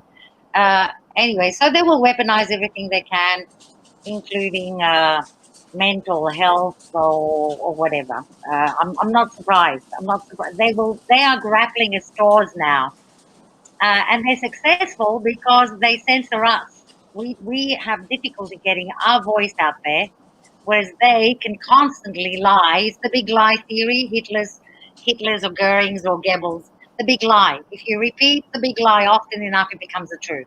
So they've got control of the media. They've got control of everything, and they keep lying all the time. I do want proper credit to go to that quote, because the concept of if you tell a lie often enough, it becomes the truth can be found in the book Propaganda, which was written by Edward Bernays in the 19-teens. Edward Bernays is basically the father of modern propaganda, as weaponized by certainly Nazi Germany, but no less weaponized by the US and the UK and the other Five Eyes countries. Well, people need And that to actually, now learn. that we're Sorry, just quickly. They need to learn critical thinking again. It's gone. It's gone. It's mush. It's all turned into mush. They've got to, restart, reset. I don't know. Get this thing that's in between their ears going again. Sorry, Kendra, go well, and ahead. I was just going to say, like, even to the point that I was making earlier, actually, that's a big one that I left out, because I do think that possibly even beyond the war crimes and the other things that WikiLeaks exposed, all the corruption, everything like that, I feel like maybe the biggest thing that they exposed is this propaganda network, is this network of information, and that is really what they are fighting to keep control of, because that is a pivotal point for, every country in the world, every government in the world is controlling that information source, and that I can't remember the documentary that WikiLeaks had done. It's something Media Stan, I believe, but where they're going, and they have these leaks and they go country after country, and they're not, every country's so still controlled even by the US, and it was so interesting. And so I think that's a really big thing that they are trying to put to bed now, is anybody who, and also especially WikiLeaks, because they actually made a splash. There's a reason that things were published that way. It's because they had to be. It's because that's the point that we're at. We're lied to so much that we have to be able to see, the truth in front of our faces. And it's not only that they were published, people were interested. Yes. They are attacking us. People were interested in the publications massively by the millions. Mm-hmm. So this attack is not just on WikiLeaks. It's very clearly against all of us.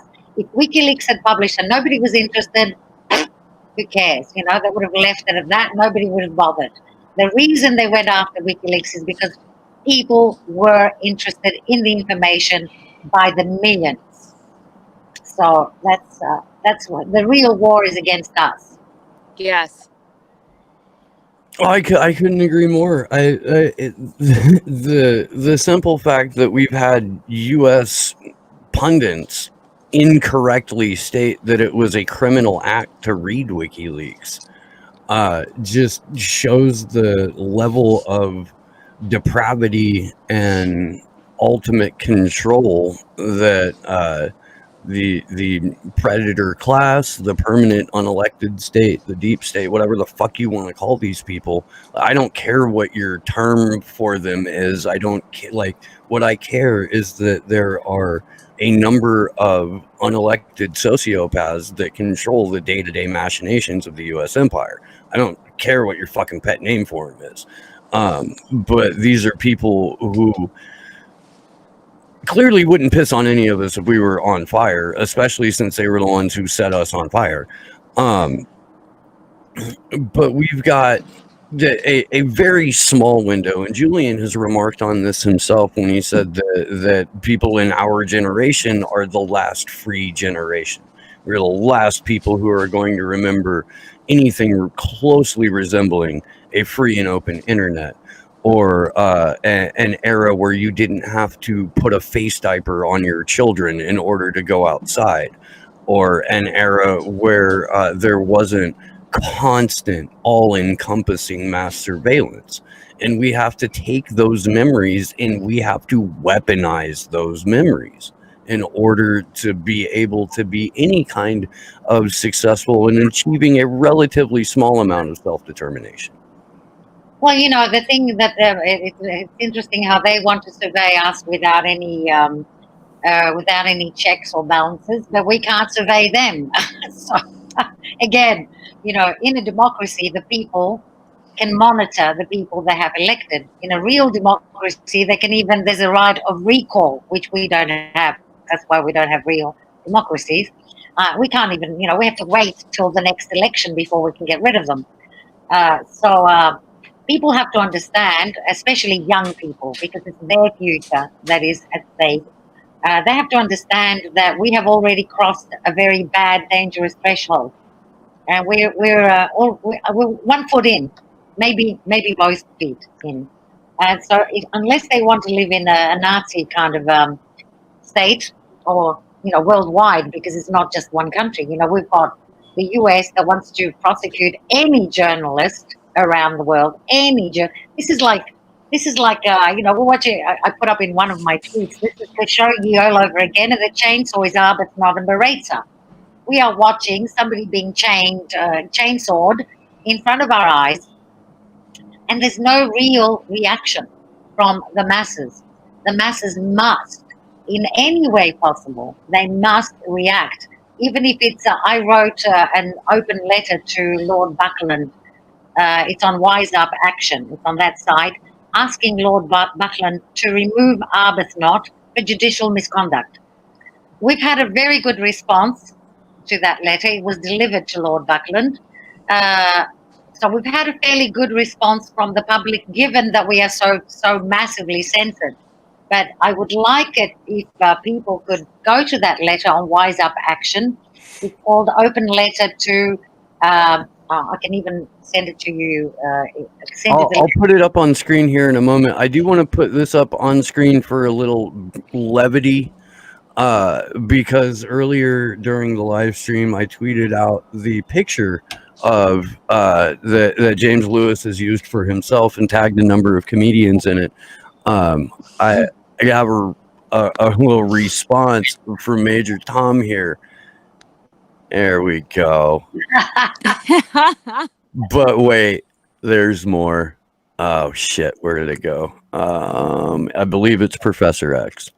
There we go. Yeah.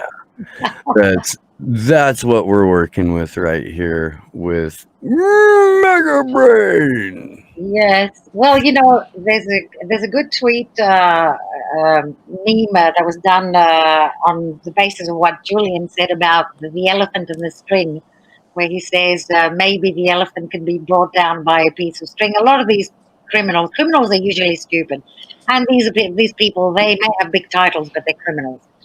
If anyone challenges me on that, I can stand my ground on why they're criminals. So they better not come after me for that one. I can prove it. So these criminals are basically stupid, and that's why we should not be afraid. We should not be afraid of stupid people. So yes, they do have the guns and they do have the money, but we've got the brains. And I also have guns. I don't have any money. But I feel not too much on your own. Yo, dude, it's the best gun is the brain. I Yes, agree. I yes. agree. There's a graphic novel called Transmetropolitan that came out about 25 years ago, and it's basically Hunter S. Thompson in the year 3000. I highly recommend people giving that a read through just for the fuck of it, because it's like super freaky and entertaining. But there's a moment where this character, who's called Spider Jerusalem, is basically live blogging an uprising in the town that he lives in. And he says, this keyboard is a gun. It's only got one bullet, but if aimed properly, it can blow the kneecaps off the whole fucking system. And I feel that strongly about, the written word. And I also feel that strongly about what we're doing right now on a video platform, which is essentially, journalism in its rawest form. We're not theorizing or part of the punditocracy here at all. This is a citizen journalist live report of the biggest press freedom trial in our lifetimes, and the reason we have to do it is because the court itself has shut out other reporters and observational groups. Dear God. They sent the lawn crew after Kendra. Yeah, we had like what 8 wood chippers yesterday with Andre. Yeah. It was worth it to see that fucking smile though. That was hilarious. Sorry, guys. But yeah, so it sounds like construction starting, and I should get to work. But it was so good to catch up with you guys this morning, and nice to see you, Nikki. Thank you again. I absolutely. Kendra, where do I follow you on? Do we follow each other? Do I follow you back? What's your handle?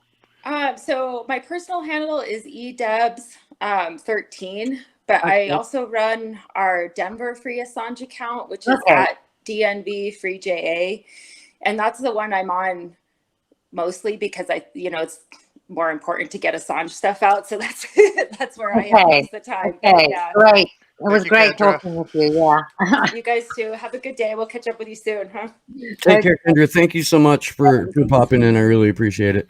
Thanks, guys. I think I'm gonna have to go ahead and cut out too. I have an extensive list for my job site that I have to pick up from the hardware store today.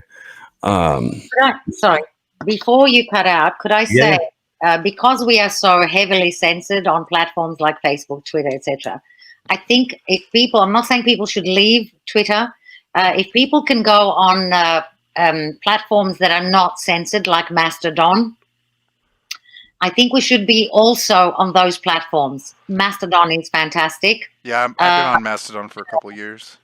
Yeah, it's fantastic. We should be there. There's millions of people there as well. And we can get our message out without all the bullshit that we have to regularly deal with Twitter and Facebook and all the other bastards. Oh, I absolutely agree. I feel a little bit like Alice in Wonderland, where I would give the exact same advice, but hardly ever follow it. We'll get you an account set up soon, Steve.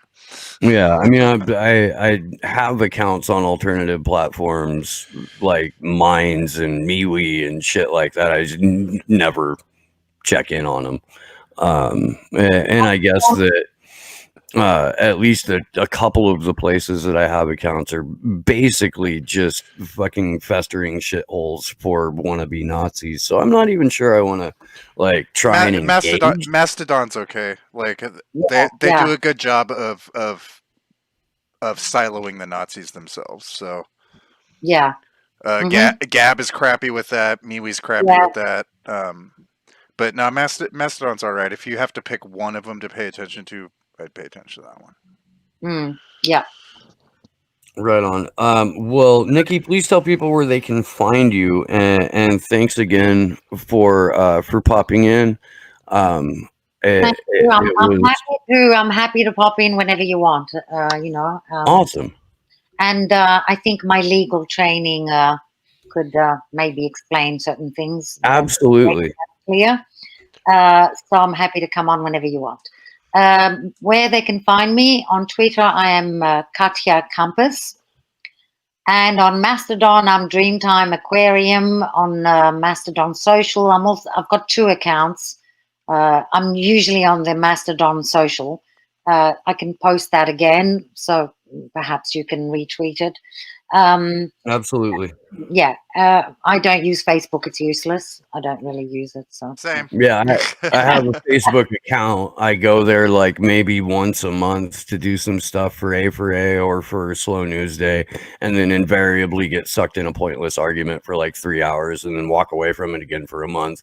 And that's my Facebook experience at this point. Okay. But yeah, so I'm happy to come back on whenever you want. Let me know, and I'll make sure I'm available. Thank you so much. Thank you. So just to give kind of a recap from what's been going on in the court before I bounce, they have brought in a representative from the UK Press Association. This again relates to the release of Julian's medical records as a I don't know, item of interest and or potential reporting from the press. So let's go 29 minutes ago. Actually, I think Mary has the better thread on this, so let me pull her account up real quick. Basically have all of this shit on as close to speed dial as possible. Let's travel back in time to about a half an hour ago. Judge wants to deal with the press request. Smith reads from a previous Supreme Court judgment. This court has a responsibility to deliver open justice, assist public scrutiny, plus understand how the justice system works versus harm to privacy. The prosecution supports the defense position that there is no need for further disclosure. Both parties say the press needs to argue why and how it would advance open justice. The judge says, aren't the statements in the public domain by virtue of being adopted from the court? Smith says, and look, before I go into what the conversation stemming from that was about, let me first say that this judge has made accessing court records on cases that she's been involved in next to, if not entirely, impossible. So no, the statements aren't in the public domain. We had the first 2 days of court, Stella Morris putting transcriptions of the occurrences of the day's events onto a website that has been taken down and removed. No, none of this is in the public domain. The live tweets, Joe Loria's reports, Kevin Gastola's reports, the interviews that we've all given, and these live streams are about as close to getting this information into the public domain as humanly possible. And we are fairly often not using direct quotes. So no. Let's see. Johnny Bush League, Joel Smith, advancing Supreme Court arguments on modern practice. It is up to the judge to conclude whether observers have not been able to understand proceedings without access to the medical documents. The judge says that's helpful, of course. The press rep at this point, who we haven't seen and can barely hear, will need to make an argument. Fitzgerald says it would have to amount to the press saying, despite what is unfolded in court, they still can't understand. Given the harm to someone who suffers from depression and to his family, given the private matters included, most of which has been covered, it is going a step too far to release Julian Assange's medical records to the press at large. That's what this is about. But they are not past the first step, arguing the case. The press rep reads, no wish to cause grief or explore private medical details of his family. That's probably bullshit. We haven't seen the report, so we don't know what we don't know. That's like the second time that there's been an evocation of some Donald Rumsfeld logic just today. We will be guided by the judge, and we are guided by strong guidelines, but given it's a major reason the defense are arguing against extradition, we need to be able to explain to the public. The judge asks her to identify an example of where there was evidence the press was unable to understand. She refers to occasions when reference was made to a certain paragraph. The press rep asks if redactions could be considered in the medical statements. The judge gives her till 5 p.m. to provide a submission in writing, so she won't have a decision until Monday. Then they're taking a 10-minute break to see if there's anything else they can accomplish in court today. Mary's editorial on this says, by the way, it seems this press request is triggered by one journalist. The judge has asked the press rep to go back next door and canvass others, which might help in the representative's written submission. And that concludes what we know about today currently. So, you got any final thoughts on this, Sleepy Josh? No, I mean I don't know. It's just more red tape shit for the rest of the day. It looks like. I mean, I don't think they need to be releasing all this shit. It's bad enough we know what we know. Look, I agree. I do, and I'm someone who is a pretty big advocate for knowing as much as humanly possible. But I would certainly draw a line at exposing, personal medical history, especially because of how easily it is for the press to manipulate and twist that, and how easily it can become weaponized in a way to steer the public away from supporting Julian Assange. Because now they can be like, oh, look, your hero is, a fucking suicidally depressed, autistic kid. Like, that's, yeah. And I just, that shit ain't fucking, dude, it makes me so angry. It makes me sick, man. It's like, I'd be fucking depressed and suicidal if I had to deal with all those leaks too. Yeah, if I was being tortured by the US government, the UK government, if I had literally been sold like fucking a slab of beef to the United Kingdom by the country that had granted me asylum and citizenship, I would be fucking terminally depressed too. Yeah. Oh, could I, are we still on air? I mean, Yeah, we are. I take about 15 minutes to wrap up because I'm long. Yeah, I just wanted to say something that I think is important. I did an FOI with the UK Crown Prosecution Service 3 months ago. I sent them another 2 emails reminding them of the FOI. FOI is Freedom of Information. So I sent them a request trying to get information. I was successful with the Swedes. I got 5,127 pages from the Swedes. Really? I did. Let's set up a way to go through that, and a way for us to go through that like on a vigil. All right, but let me say something that they now say that they never received my email. So I went to the next authority above them, and I said, well, I sent them all the information that shows that I did send the FOI to the right email address, etc., etc. They accepted that I did indeed send my FOI to the right address, to the right people. And they said, well, if you don't receive a response by this Friday, today, we will issue a notice against them. Today, I got a response from the CPS, the Crown Prosecution Service, saying that they still don't know where my emails went. I mean, is this the UK or Zimbabwe, right? So they still don't know where my emails went, and could they have more time to answer my FOI? So I'm going to think about what I'm going to do about that. I do not believe for a second that they didn't receive my FOI request. So they've had 3 months, and I'm not going to be giving them more time. I will be contacting the ICO to say that I have difficulty believing that they didn't receive 3 emails when they were sent to the right address, and I never got a message, delivery failure, and no, they shouldn't have more time. Good job. Excellent. It's a stalling tactic. That's how I see it. Oh yeah, but they're doing it all the time. Most of my FOIs have, I've done a lot of FOIs. The responses are very interesting. The one for the radio, they responded positively In what sense? They gave him a radio within 5 days because they didn't want to deal with answering the questions. So the FOIs have been quite good, actually, even when the response is bullshit. So that in itself, a bullshit response is newsworthy.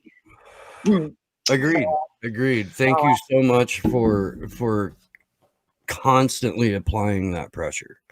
And I'm serious about having you on to explore the talks that Whenever you want. If you want tomorrow, yeah, I can be there tomorrow. If that's I think we're trying to organize a panel with the journalists who have had access to the cloud video feed for tomorrow, but certainly the following week. Yeah, sure, no problem. And this is also something that I mean, the time difference kind of sucks because It's frozen. Yeah, give him a second. Let's see what happens. Sorry, guys. We do it live. Yeah.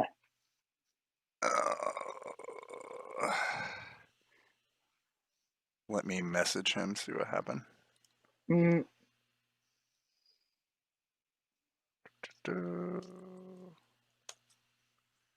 Oh man, I've adopted Steve's do. I'm online with Steve too much.